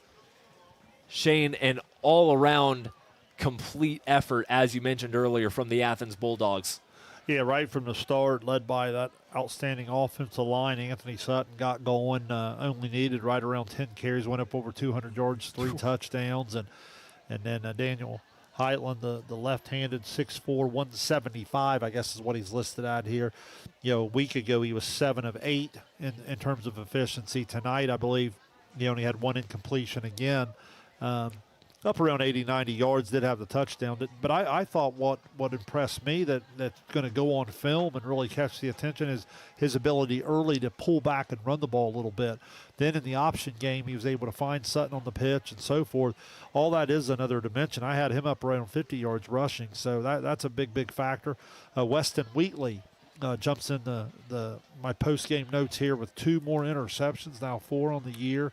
I think he does an outstanding job back there. He gives his cornerbacks a lot of freedom to play that press coverage and not fear getting beat over the top because they know he'll be there.